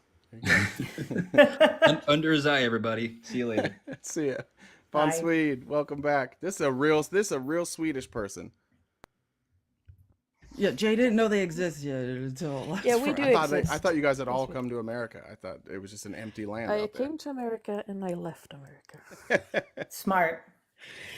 Yeah, this is a topic that really makes my blood boil, but straight to the point, what can we do to help you guys? From another country? Yes. So I think it's really important that people do continue having these conversations. I just got back from London, and I will tell you that a lot of people, and I'm going to Japan in like a week and a half or something like that. And I study maternal mortality everywhere I go, right? And abortion access. In England, you don't have 24-hour waiting periods. You don't have trap laws, right? Like, it's not that they have zero regulations, but you call the clinic and you say, I need this service. And they say, okay, here's your appointment time. Come in, bring this stuff with you. You show up. There really aren't protesters or anything outside the clinics. And you just go in and you get your medical care, right? Yep. We are, however, we're seeing, unfortunately, the US thinks that they, and to some extent they are, the flagship for a lot of places. And there are conservatives now in England, and there's people in England starting to get really concerned. And in the UK, kind of in general, I don't think Ireland's going to have this issue again, and we can talk about why. Long story short, they tried to enact an abortion ban and someone died, and they only had one person die. And then Ireland was like, we shouldn't do that. That's terrible. One thing they're backwards on. It's like the proliferation of the Catholic Church. But they do keep it separate a lot of ways, right? Like Ireland, Italy can do an okay job at that sometimes. But Italy's a good example. We're starting to see some of these countries backslide on abortion rights, on women's rights. So I do think it's really important for people in other countries to continue having these conversations in their country, continue educating people on what is actually happening on the ground in the US. Because if you don't, other countries are starting to backslide too. Other countries are starting to see the extreme right gain more power and a larger We voice. saw that in the EU. The EU Parliament just gained, like the far right just made Jesus. huge gains. I mean, Italy's president is like Mussolini's like granddaughter or something. EU Like stresses the me out. authoritarian right is rising. I voted for the The left. EU's So fair. The EU is stressing me out right now, y'all. The EU is really like know. they're about to be as illegitimate as our Supreme Court. France's elections are like Macron, he called like emergency elections or whatever. Like it's so scary. It will be interesting to see how France goes. So I guess that's- don't fuck it up in Europe. That's what you can do for us. Give us some. I'm doing my best, and Sweden have amongst the most liberal abortion laws. And it's free for everyone, so if everyone want to come see me, let me know. You got it. Don't say You it have if you some don't mean family. it. In Sweden. Like, Yep, just come visit me. I'll take care of you. Sold. Yeah, we can open up an American refugee commune together. and that's what it will Might need to. end up kind of being right now is we will end up seeing people that have the means. We'll see people fleeing the country. And I've actually been contacted by healthcare people in Mexico, specifically Mexico City, because Mexico just passed some more liberal abortion rights, right? They protected the right in the country of Mexico. And so I've been contacted by 2 healthcare companies in Mexico City that said, hey, we want women to be able to come here. We want people to be able to come here and get abortions. Can we set up like kind of a funnel? Now, I have referred them to other people. I don't feel comfortable doing it because I live in the state of Florida. And so I don't want to get in legal trouble helping funnel people in different places, right? But we can set them up with like abortion funds and stuff like that. But y'all, how bad, like people in the US sit here and they love to shit on Mexico. They love to pretend like Mexico is this we're all gonna third be world fleeing country there. that's so right. Meanwhile, people are fleeing there to get health care, which is better there than it is here. So like, that's insane, right? Like we are They currently elected a having woman countries president, Claudia Sheinbaum. who's very like conservative. So like, but at least but the Danielle, Spanish speaking countries are very conservative. I used to live in That's South true. America. Yeah. Like I don't think people fully grasp like the stranglehold the Catholic Church had on Spanish speaking countries for so long south of here. And it And is still. pervasive. Like what we consider conservative, I mean, it's very conservative. Hey, yeah, El Roxy. Salvador has no abortion rights, y'all. None whatsoever. And people die consistently there. And it's solely because of the Catholic Church. It's a dictatorship. Hi, guys. Hey. I just wanted to bring Hey. up something I'm not sure if Danielle's aware of. I'm sure she's got to be. Have you heard of the Geneva Consensus Declaration? I have. And it was started in 2020. It was initiated by the Trump administration. It's a global effort to undermine women's health, and they have brought. They had several countries sign on to it. It started. Mike Pompeo was part of it. They went to Brazil, Haiti, Paraguay, Colombia, Guatemala, Hungary, Poland, Egypt, Indonesia, Uganda. We were part of the agreement. Belarus, Saudi Arabia, Iraq, Sudan, Libya, and UAE. And the thing is we're out of it now. So is Colombia and Brazil. But this was brought on. And they're in Uganda now too. And this is like it's just not. They put in this consensus declaration that there's no international right to an abortion. They're also attacking birth control or contraception. And I just wanted to bring this to people's attention because I ran across it yesterday. There's a woman named Valerie Huber. She's with the Institute for Women's Health, and she was under Trump's administration. And I didn't hear about this. Have you heard anything about this before I brought it up? About the Geneva thing or about Valerie Huber? About the Geneva Consensus Declaration and Valerie Huber's institute. Yeah, and I think one of the important things to note about the Geneva is they labeled this strengthening families. So this is another one of those things where it's like, it is anti-abortion. It is clearly anti-abortion. It is clearly about control, right? But the way that this Geneva consensus, and it was 34 countries that signed on to it. Now, was it 34? I believe it was 34. I could be wrong. I thought it was 20. It said 27, but it's close enough. Somewhere in there, y'all. The point is way too many, Somewhere in there. right? Yes. Too many. Yes. Too many. But it was billed, the way that they put this forward was it was about strengthening families. So that sounds good, right? That sounds all good. That sounds great. My family's actually from Poland. So Poland is one of the places where like abortion is extremely, extremely restricted. Part of that is because of the Catholic influence and the religious influence in there, right? But you'll notice that like a lot of the countries that signed on to this were countries that were already extremely conservative, and they were countries that had pretty authoritarian governments, right? Absolutely. So it doesn't look good that we signed on with it while Trump was in office, y'all.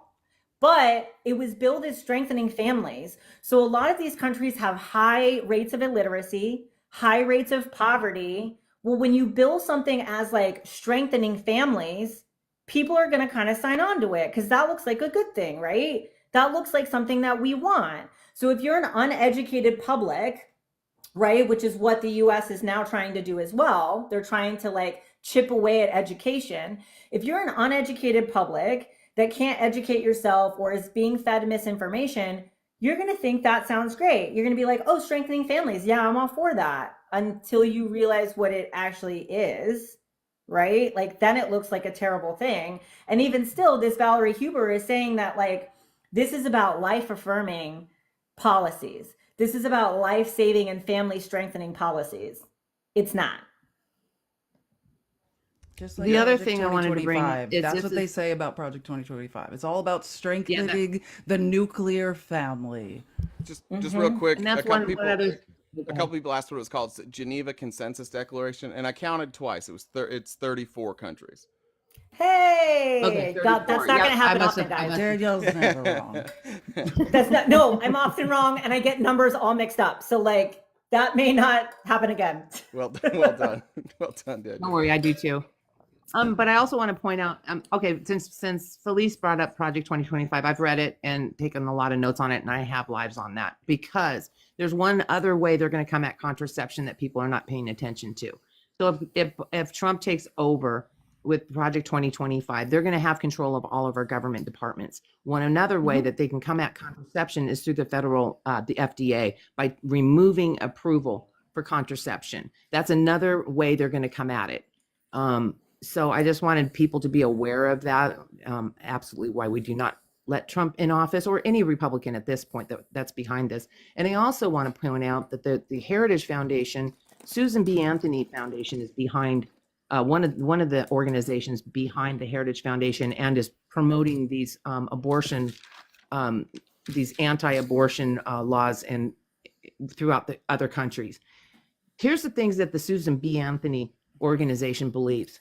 They should ban all abortion contraception nationwide in all 50 states. No gay adoptions, no masturbation, birth control, no divorce, no rape exceptions, grape exceptions, no marriage equality. They call abortion infanticide. They don't believe they go against transgender bathrooms. They're against stem cell research. And they are solely responsible for the Tennessee total abortion ban that's going on right now and several others. But these are the kind of people that we're dealing with. They're not well. They're not well. And this is, I mean, I don't even know how, I mean, I listen Firing to on these all people talk, cylinders. Yeah. not firing on all cylinders. Even the same thing as in Project 2025, like protecting the nuclear family means same-sex couples should not, don't count as nuclear family. That's not healthy for the child, they say. Yeah, it's terrifying. Well, and according to Yes. Project 2025, right, like the president is going to have basically supreme power. And I like to remind people that the head of the FDA, like the commissioner of that's appointed by the president and approved by the Senate. So who do you think Trump's They're going going to to take appoint? the Senate approval away. They're taking So Senate that's the approvals thing. away. That's part of the project. Ben Carson. 2025. It is. But as it stands right now, right, we don't even have to take that, like we wouldn't even necessarily have to take that away. Like we would just have to have enough Republicans in Senate to approve it, and then the president appoints somebody. And if you don't have enough people in Senate to approve it, it doesn't matter because he's just going to remove that. Like that's the point of Project 2025 is there are no checks and balances anymore. Nope, absolutely not. And it's not going to work out well for us women or many other people in this country. But I just wanted to bring those things up and see what you thought about that. Thank you for having me up, guys. Thanks, You have Roxy. a good one. I'm going to Thank go get on with my day. I think I'm going to go protest today. Good. Yeah. Yes. Outside of this, we're on strike. Yeah. RN Army, welcome. Hi there. Hey. How is everyone? Great. I'm Good. uncomfortable. Oh, Yeah. Thanks for asking. so my name is Katrina. I'm a RN chronic care manager in Idaho. So my job is to basically find healthcare for people that don't have it and try to keep them healthy.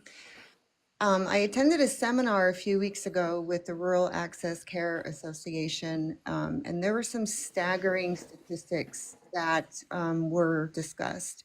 I don't know if anyone has heard of the term OB deserts.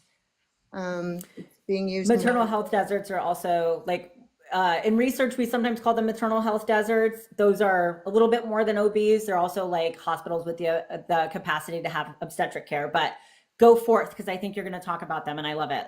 Correct. Yes. So we have over close to 1,100 counties right now that are considered rural, and they have less than 10% access to any kind of OB care. So one solution some of my nurse friends and I are trying to push and educate the public in this state is to contact your local hospitals and see who they contract with for life flight or fixed wing transport. Because if you are pregnant and you are in a, I say unsafe state where other people tend to make decisions about your health, I think it's important that you have the option to get emergent transport out of there and find a safe state to get the care you need. As we know, Congress controls the purse, and the purse is diminishing as far as rural access to care goes. And of course, that does impact OB. So these were things that we're seeing more and more in Idaho. There's a small group of us trying to get the message out there. We do have some underground, so to speak, safe, we call them camping sites for people traveling through Idaho trying to get a safe, get to a safe state, but there are things out there to help people. People can message me if they're interested in that. I'd be happy to point people in the right direction. But please seek emergent transport care. Most insurances is a one-time fee, anywhere between $40 and $50 that will only cover you for one transport. But please find out who your local hospital contracts with for these services in case you need them.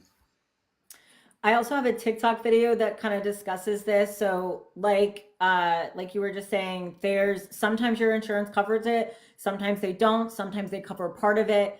Obviously, you're going to still have a deductible and stuff. There is life flight insurance. So I do recommend that if you are pregnant in Idaho, or even in a state right now like Florida, where we're a very long state. So if you need care, you're going to have to go pretty far, right? You're going to have to go way north. Idaho can hop right over to Washington. Right. If you're in Florida, you're going to have to go. That's a long, long life flight, y'all. And they're often charged based on mileage.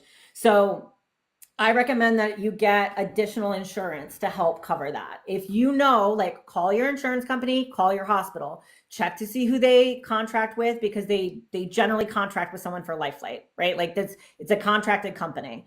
So figure out who they contract with. You can try to figure out how much the cost will be if you really want to, or how much your insurance will cover. But there is additional insurance coverage. You can purchase, most people can purchase additional life flight insurance coverage. And that will cover you in the event of a medical emergency if you needed to be life flighted to another state to get medical care, emergency medical care related to abortion. Because there are some people whose insurance companies don't cover it. And that is a very, very hefty bill.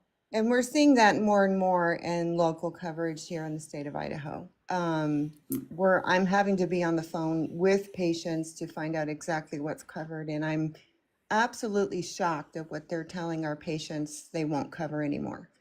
And it's absolutely terrifying. It's just terrifying. It's super, super terrifying. And I did just look up your stats for Idaho. So 29.5%, almost 30%. A third of the state of Idaho is a maternity care desert.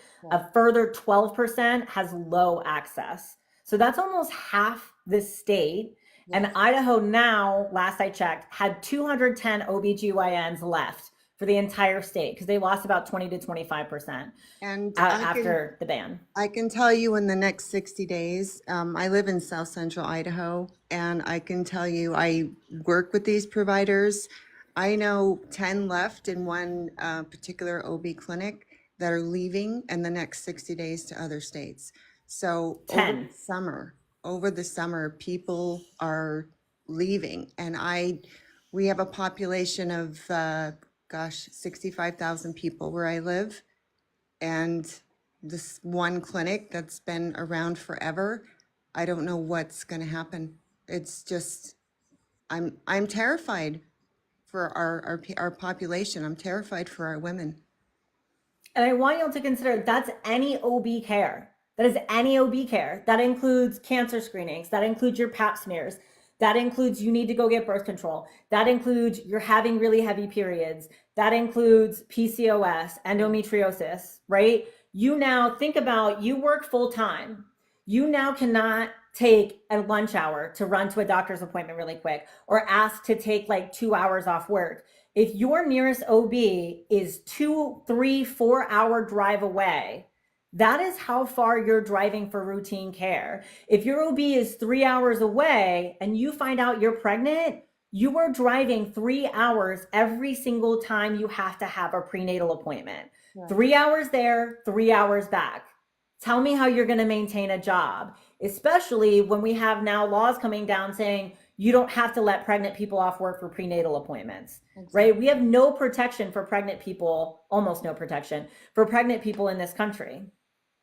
Yeah, so I just wanted to add that point and just let people be aware. Please do your research, contact your insurance companies, seek additional insurance if you can for emergent transportation. And I did want to add one more thing, Danielle. I love what you said about medications and expiration, but a really great resource, I recommend patients go to their pharmacist and ask a realistic length of shelf life for their medications and storage recommendations. Some need to be in cool, dry areas, some need to be refrigerated. There are meds where we can, quote unquote, extend the life past the expiration, but your pharmacist is a great resource to find that out, and they'll tell you straight up, because they want to save you money. You know, they're not out to make the buck. They want to save you money. So I just wanted to add that in there. They'll also help because someone had asked, just to piggyback off that, someone had asked earlier about like, oh, contraindications. Your pharmacist is a great resource for that too. They know what medications will interact with other medications. So if you're worried about like, okay, well, I'm taking this medication and now I have to take the abortion pill, or I want to start taking the O pill, do any of my meds interact? Pharmacists are also very, very good resources for that. That's their job. Ginger Snap. And guys, we have roughly 20 minutes. There's 2 up here and 4 in the box. So if we can, I know there's a lot to talk about, but if we can try and get to everybody, just keep it as short as we possibly can. Okay, I'll keep it quick. I've been up here a couple of times, and I just had a couple of questions for Danielle. I live in East Texas, so I essentially have to drive to Dallas for anything.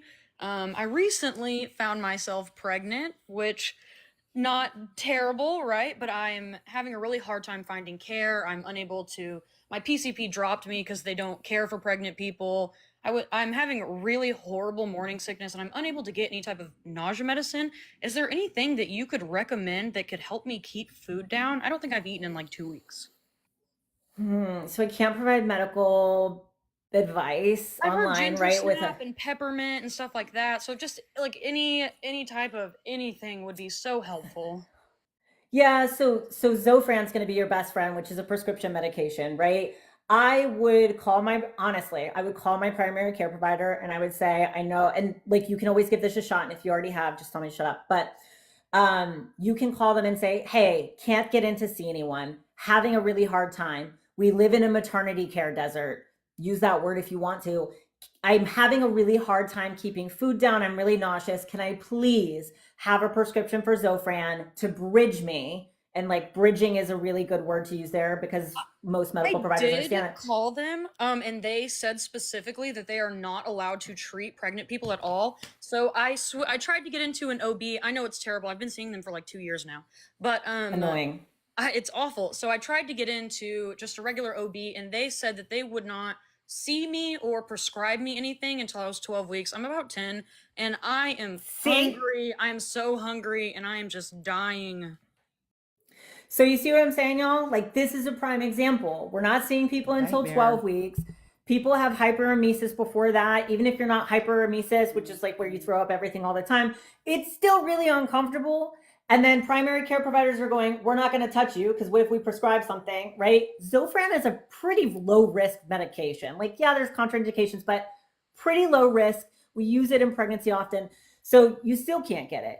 And I went to the ER as well because I'm telling you, I'm throwing up all day long, right? I went to the ER and I sat there for 4.5 hours. They triaged me and they said that I just was not important enough. So I left. I was like, I'm not sitting here forever all day. Like, I need to go home. I can be sick at home, right? At least my dog likes me at home. But I'm just struggling essentially. And I have Medicaid too. You'd think they would accept, I'm a foster kid, or I was. So my Medicaid is like Gold Star Medicaid, and they don't care. It doesn't help. And I get Zofran through my primary care. And obviously, I'm not even pregnant just because I called and said I get nauseous sometimes. So like and I'm in Arizona, not the bluest of states, but still, that's just the contrast between what's going on in Texas, right? It's affecting everyone. Have you tried? Have you tried accusing the fetus of taking away your Second Amendment rights? That might work in Texas. My husband offered to go yell at them because they obviously take men seriously, but I was like, no, I want to yell at them. It's okay. Have your husband say he's nauseous. I'm sure he'll get a whole. He doesn't have insurance. They'll probably so give him like mifepristone. $300. I know. They'd probably give him anything he asked for. But East Texas is just awful. But yeah. So we used to, way back in the day, they used to sell soda syrup, like actual just soda syrup type stuff in the store because it helped with nausea and it helped kind of calm the stomach. So that's where that idea of like Sprite, 7-Up, ginger ale helps. I will tell you, ginger ale gave me horrible heartburn and I couldn't do it. I was I can't. Well, pickles have been helping me a little bit. I ate a whole jar of pickles yesterday, but it's like, I can't eat pickles all day, every day. Like I don't like pickles. No one can. So keep down what you can keep down, right? Like find the stuff that you can keep down, like rice, crackers, and then Sprite. Like Sprite or 7-Up That soda syrup can kind of calm the stomach and stuff. But the other thing is, like, this is hormones, right? This is your body going wonkadoodle with hormones. So It can the keep. answer really I want is to. If I could double it and pass it on, I would in a heartbeat. so that's the thing, like the kind of diet, like toast, rice, crackers. Someone said ginger tea, like if you can drink that, that's fine. Sprite doesn't have any caffeine in it, neither does 7 Up. If you want to drink caffeine, that's fine. I'm not telling you not to drink caffeine, right? I'm just, some people don't want Bananas to. is one, right? Bananas, and it has potassium in it. Yep. So the answer really is you need medical assistance that you can't get, Which I've right? been trying to tell them, but they don't. It does not matter, right? They care more about the fetus than me, for facts. Yeah, literally. So, yeah, Sprite is usually the best. And I say Sprite because that's my preference, but you could have 7 Up, right? I So prefer Sprite either as one well. of those things. Yeah, that's my preference is when I have an upset stomach. So that, like, that's the best, possibly the best thing. And also, like, sleeping, kind of sitting up a little bit. A lot of people say can be really, really helpful. And sleeping on your left side can reduce some like heartburn and acid reflux stuff. I've had to prop myself up while I'm sleeping. It's terrible. I hate it, but I will continue to do it if it will help. But that was the end of my questions. Thank you so much. Thank I you. greatly Appreciate appreciate it. Thanks, Sister Sim. Kat, you're next. Hi, Yate. Yate means hello in Navajo, for those that don't know. I was unaware. I just had a few comments and maybe some questions. I suffered with PCOS my whole life. And currently, well, because I had other things done to help with that, I ended up having, not by choice, had to have a full hysterectomy. And now my precious daughter suffers from PCOS, so she has to have, birth control stuff. And I'm glad you brought that up, Danielle, because there's a lot of us out there that suffer from it and have to use birth control to help us, among other surgeries and things like that, to help us have children. So I was luckily blessed with 3 children. One was 5 years apart, the other one was 12 years apart. So I just wanted to bring a little bit of awareness to that, and I'm sure everybody has talked about this already. The sterilization, hysterectomy, things like that were done silently to a lot of women, and then especially the BIPOC community. And in fact, on reservations, we don't have abortions, unfortunately. So, people searching for that need to be aware that, we're not able to help with that. And we already still have problems with, all these pregnancy issues and things like that too. So, this is a very scary time, and it's so important that we research all this information and soak up as much of this knowledge as we can from others like yourself, Danielle. I just want to thank you so much for all that you're doing, and I'm hoping that people will wake up and realize this is a war on women and children, and we need to vote blue and fix these things because the world is watching. They like to watch and do what the U.S. is doing. Mm-hmm. And if we want to be that example, this is the wrong way to go. Because, we already have countries or whatever do population control things, stuff like that. So, I don't know. To me, it's just very, very important. We need to step it up, and we need to support each other and help us through this and get these votes going, because women's lives are at stake. And when these laws have been set up, we can reverse that. We just need to keep pushing harder and work together on this. But I just want to thank you so much for being there for the rest of us. I appreciate you. And thanks, RTP. Thanks, Kat. And Felice. I love you guys. Love you. Be well. Have a Thank wonderful you. day. See ya. Jessica, let's see, what do we got? We got 10 more minutes. Hi, I'll be quick. I've got a house full of kids here. There's like 6 loud kids outside the door, so I am hiding in my closet. But I had another birth control question. Do you think if they do get to the point where they ban birth control, will that also be for men? No, I don't imagine that it will. I don't Why are you imagine bringing that us will into ban. this? Knock it off.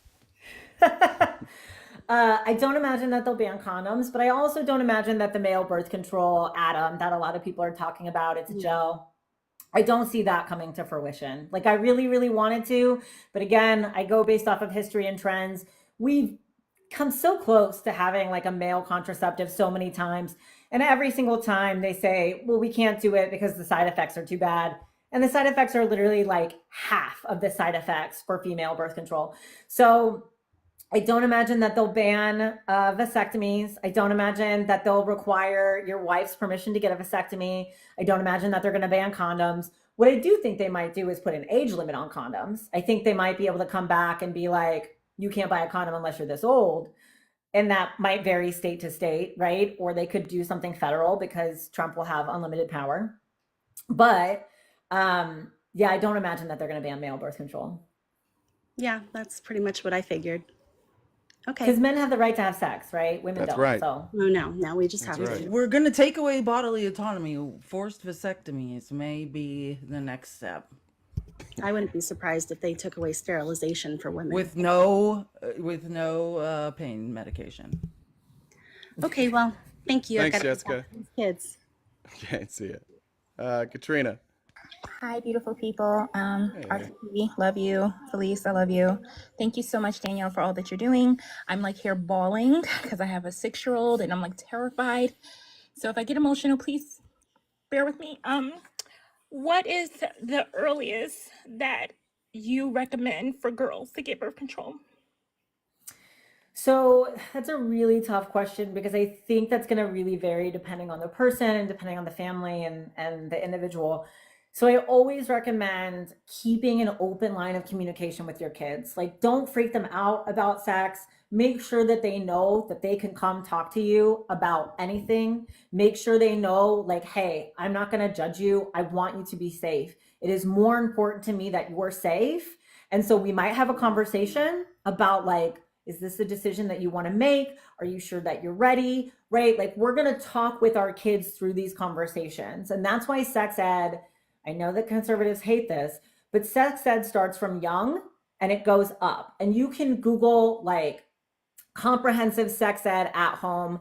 I have on my page, I have some resources for that, resources to talk to your kids at various different ages about sex. I have videos that give you resources on that.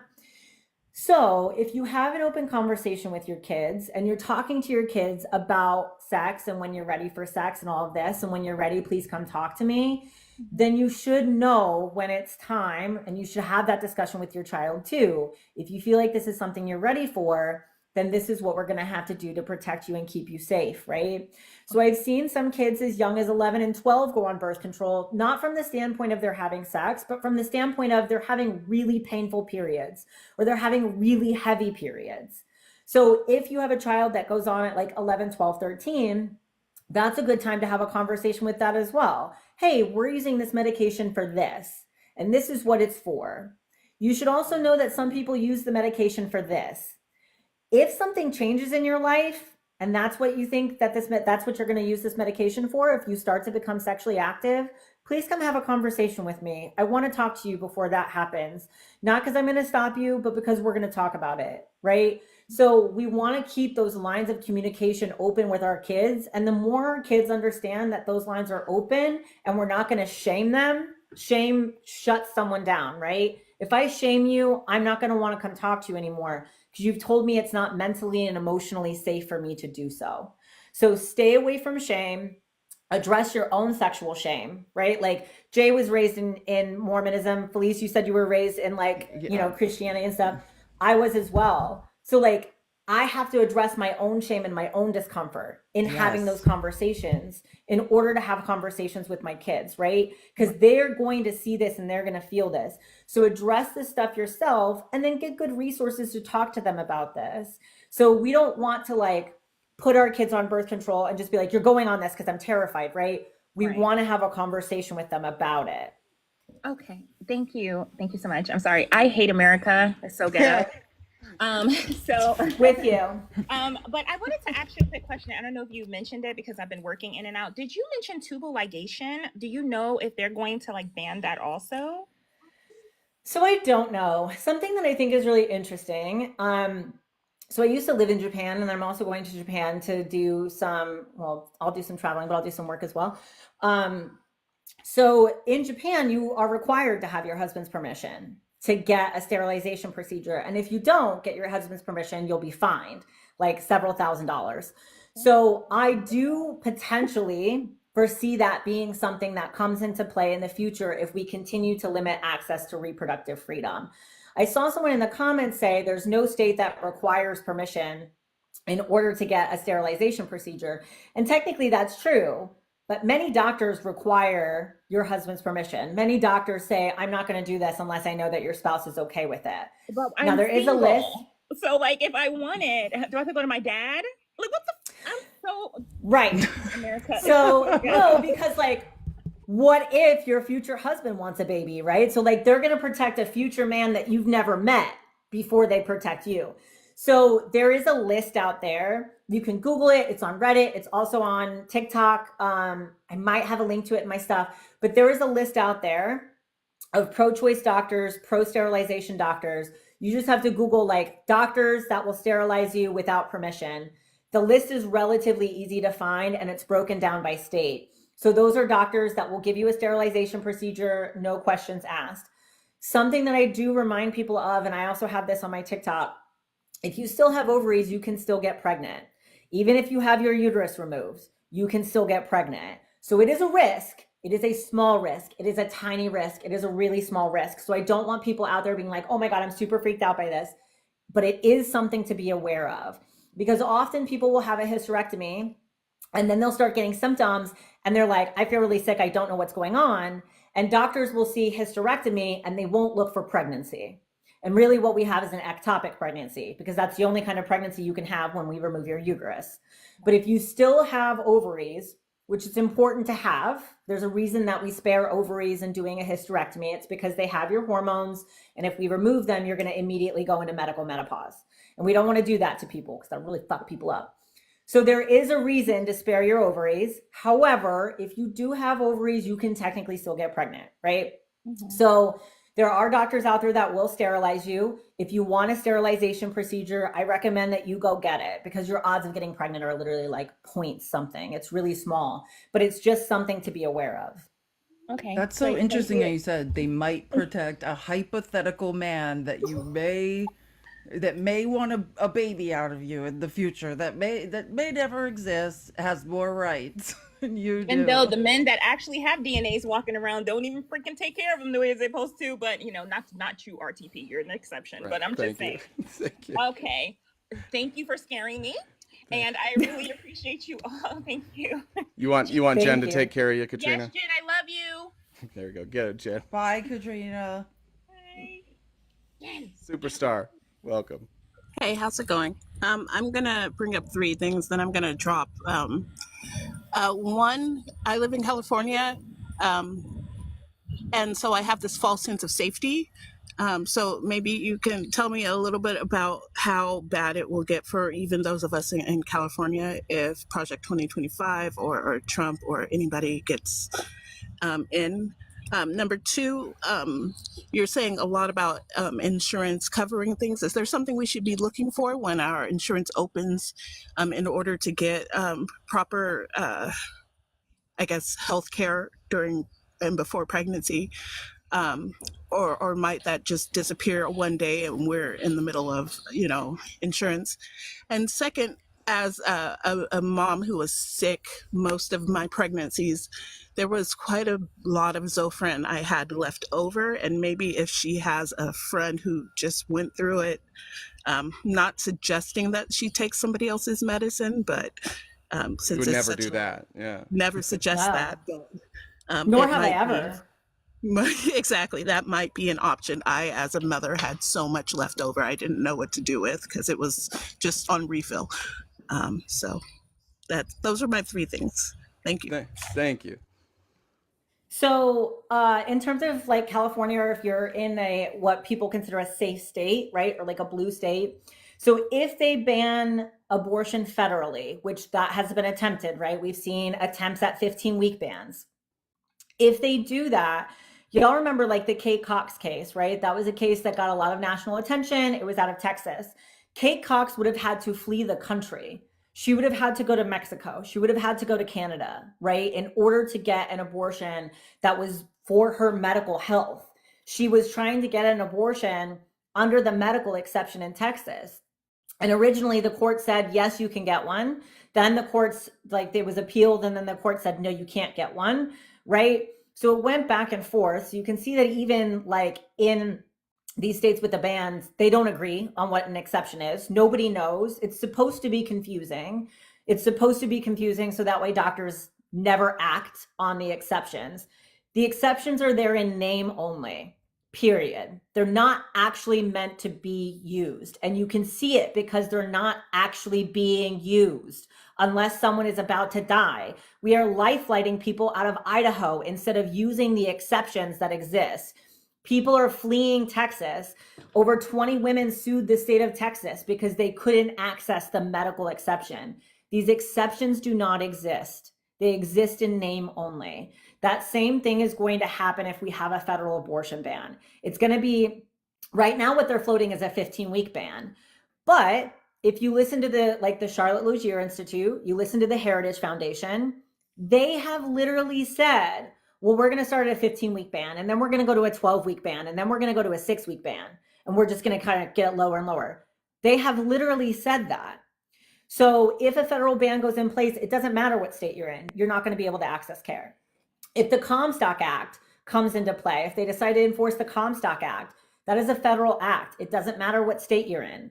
If they overturn Griswold v. Connecticut and say you no longer have access to reproductive health care, that applies across the US. Now, some states will have laws that say you can't have access to that reproductive health care. You can't have access to birth control. But if federally they take that away, if federally they regulate that, you are not going to have access to that care, even in a safe state, right? So that's how it can be affected federally.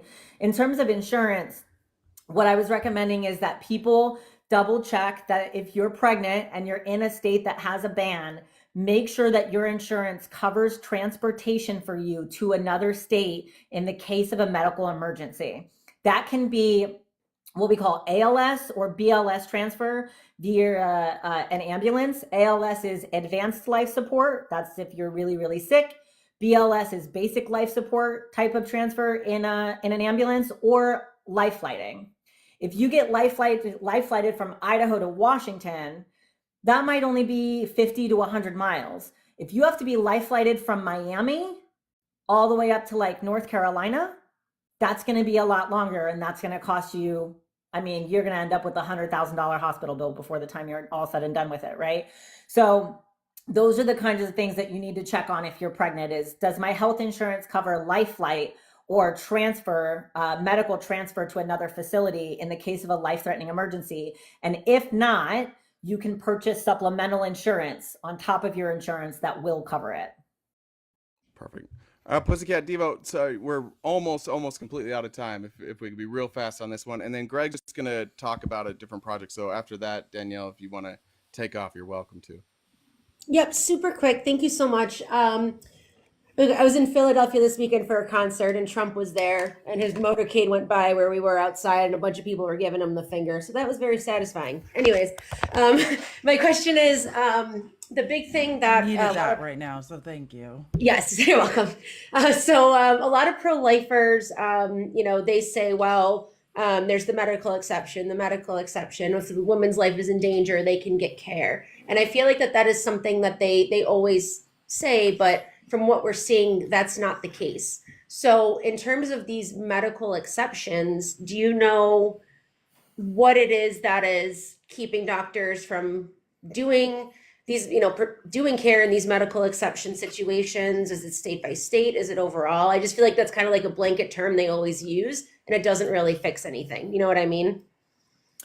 Yeah, so the medical exceptions are fake, right? So are the essay exceptions. They're intentionally vague and they're intentionally so hard to access that they don't get used, right? So if you look at Texas, the Medical Board of Texas has been petitioned more than once to issue clear exceptions. They have been petitioned to say, we need you to spell out when these life-threatening exceptions can be used, because they couldn't be used in several of the cases. If you look at the women that sued Texas, they sued Texas because they weren't able to access the exceptions. And then Texas came back and said, nope, we think the law is perfectly fine. Sorry, you almost died. We don't know why. We're going to blame it on the doctors. So then it went back to the Texas Medical Board to clarify it. And the Texas Medical Board said, we're just going to give you really vague guidance because we don't feel comfortable. So there's this back and forth where the states are saying, well, it's the doctors. And the doctors are saying, you've tied our hands with these state laws. So then why don't the doctors act? Well, for one thing, remember, doctors aren't heroes. They're general people just like you. So one of the issue with misogynists isn't just that they're misogynists, it's that they also get to be nurses and doctors and hospital administrators, right? So it's not to say that all doctors are terrible, right? It's just to say that doctors are made up of the same population that makes up the rest of us, right? Yeah, So- but another thing they say is I want to, if I need to get kicked, I can get kicked. Sorry, I mean to interrupt. But then the pro-lifers will say, well, if they don't take care, then it's medical malpractice. Are there really any grounds for medical malpractice cases in these instances? And I'm sorry, I didn't mean to cut you off. You guys can drop me. No, if you're you good. Not when you're following state law, right? Not when you're barred from practicing based off state law. And when you've asked for clarification and you don't get it, then what are you supposed to do? And the other big thing is, again, like I kind of said this earlier, and it's okay if you didn't hear it, but it is a good thing to reiterate. Doctors are not generally making your medical decisions. They used to. I would love it if they did, but usually your insurance company dictates a lot of the medical decisions that get made, right? Like you have to have pre-approval for certain things. Your insurance has to approve it. If your insurance doesn't approve it, you generally don't get that treatment. But then also, doctors on the ground are not making these abortion decisions. So they'll be in the ER or they'll be on a maternity ward and they'll say, we need to perform this abortion. And in order to do it, we need access to a clinic room, right? Either an OR or a clinic procedure room, which isn't a full OR, but it is like a procedure room. You generally have to have access to a nurse anesthetist or an anesthesiologist, or at least someone that can administer some kind of anesthesia, some kind of pain medication, right? So doctors aren't performing these just kind of all by themselves. You need a space to do it, you need the equipment to do it, and you usually need one person to assist you. As a doctor in a hospital, you are petitioning the administration for permission to do this. You don't get to do this until the powers that be above you say you can, which means you don't get access to the procedure room or the OR. You don't get access to like a speculum, the literal procedure equipment that you need in order to perform the abortion.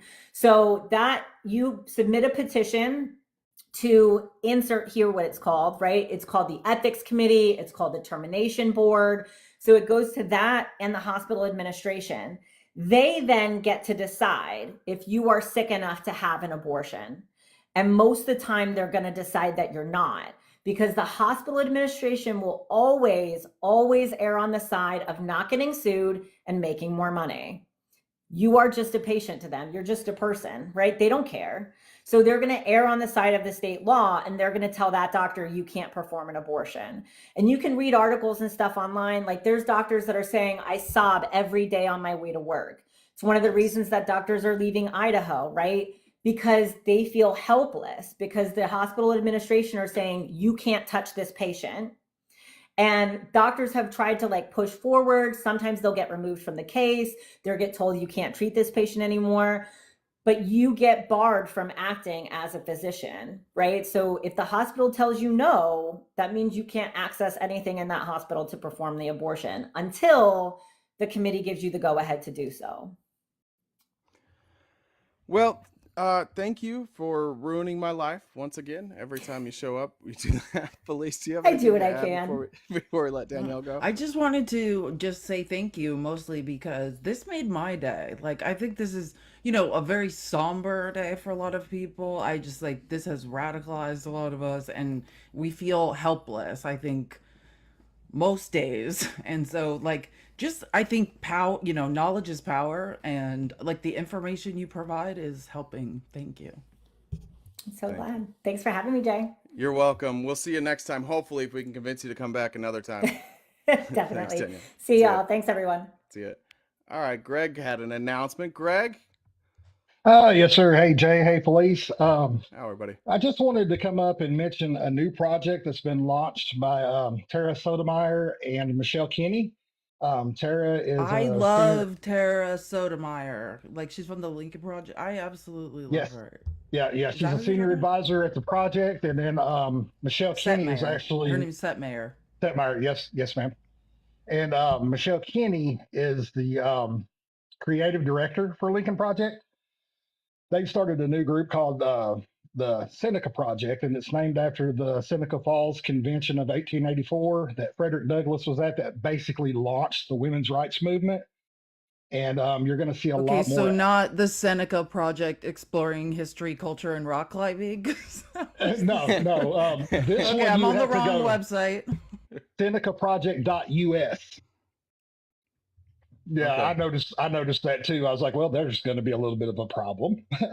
But their first ad is actually I posted it yesterday in my TikTok, and along with some other press release stuff that they've got going on. But if you go to my bio in my link tree, the very first link is senecaproject.us. And if you would like to join up, you're probably going to be able to, you're going to see a lot of really good ads coming from them coming really soon. But that's all. I just wanted to jump up and mention that because it's so relevant with what today represents. And these are some very, very great creators. And if you'll just kindly go in and enter your email address and join up Seneca Project. This is awesome. Thanks, Greg. I appreciate that. I had just seen her maybe on, I think somebody said MSNBC, so that must have been where I saw her this morning. I saw that. Yeah, she's been making the rounds. Yes, sir. Awesome. Thanks, Greg. Appreciate All right, it, you brother. guys have a good day. Bye. You too. But You see too, ya. Greg. All right, Felice, any closing statement from you? No. Oh, I need to think read Danielle's some things. amazing. Actually. Yeah. I think Danielle's absolutely amazing. Like, that's just doing not the Lord's work, evidence-based science's work, and we love to see it. Yeah, look, Danielle's very busy. She's obviously well researched. She's obviously in high demand, and we don't have any money to pay her to come do this. She does this because it's important to her, which I think is amazing to see somebody make their passion be their job, and she does an incredible job. So can't thank Danielle enough if she's still here, and I'll send everybody's well wishes to her, but it greatly appreciated. John Lyman though said, I will be sharing the YouTube of this with every woman I know. This won't end on November 6th. Pregnancy begins with a penis. It's a good reminder. This is available on YouTube. If you missed stuff today, the replay's available. Head over there. Make sure you're subscribed. You can share that, and it'll remain up. Also has a question for you, Felice. Did you know diarrhea was genetic? No. Yeah, it runs in your genes. That's simple but effective. Like, you know what I mean? That's And then Kimmy says, what did the janitor yell when he jumped out of the closet? what?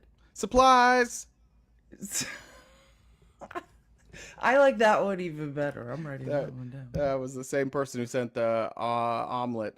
All right, guys, we'll be back tomorrow morning and every morning, 9:30 a.m. to 1 p.m. Pacific Standard Time. If you'd like to join the Discord, I saw a couple people message about that. Shoot myself or any of the moderators DM, and we will get you a link to the Discord. Again, follow the YouTube.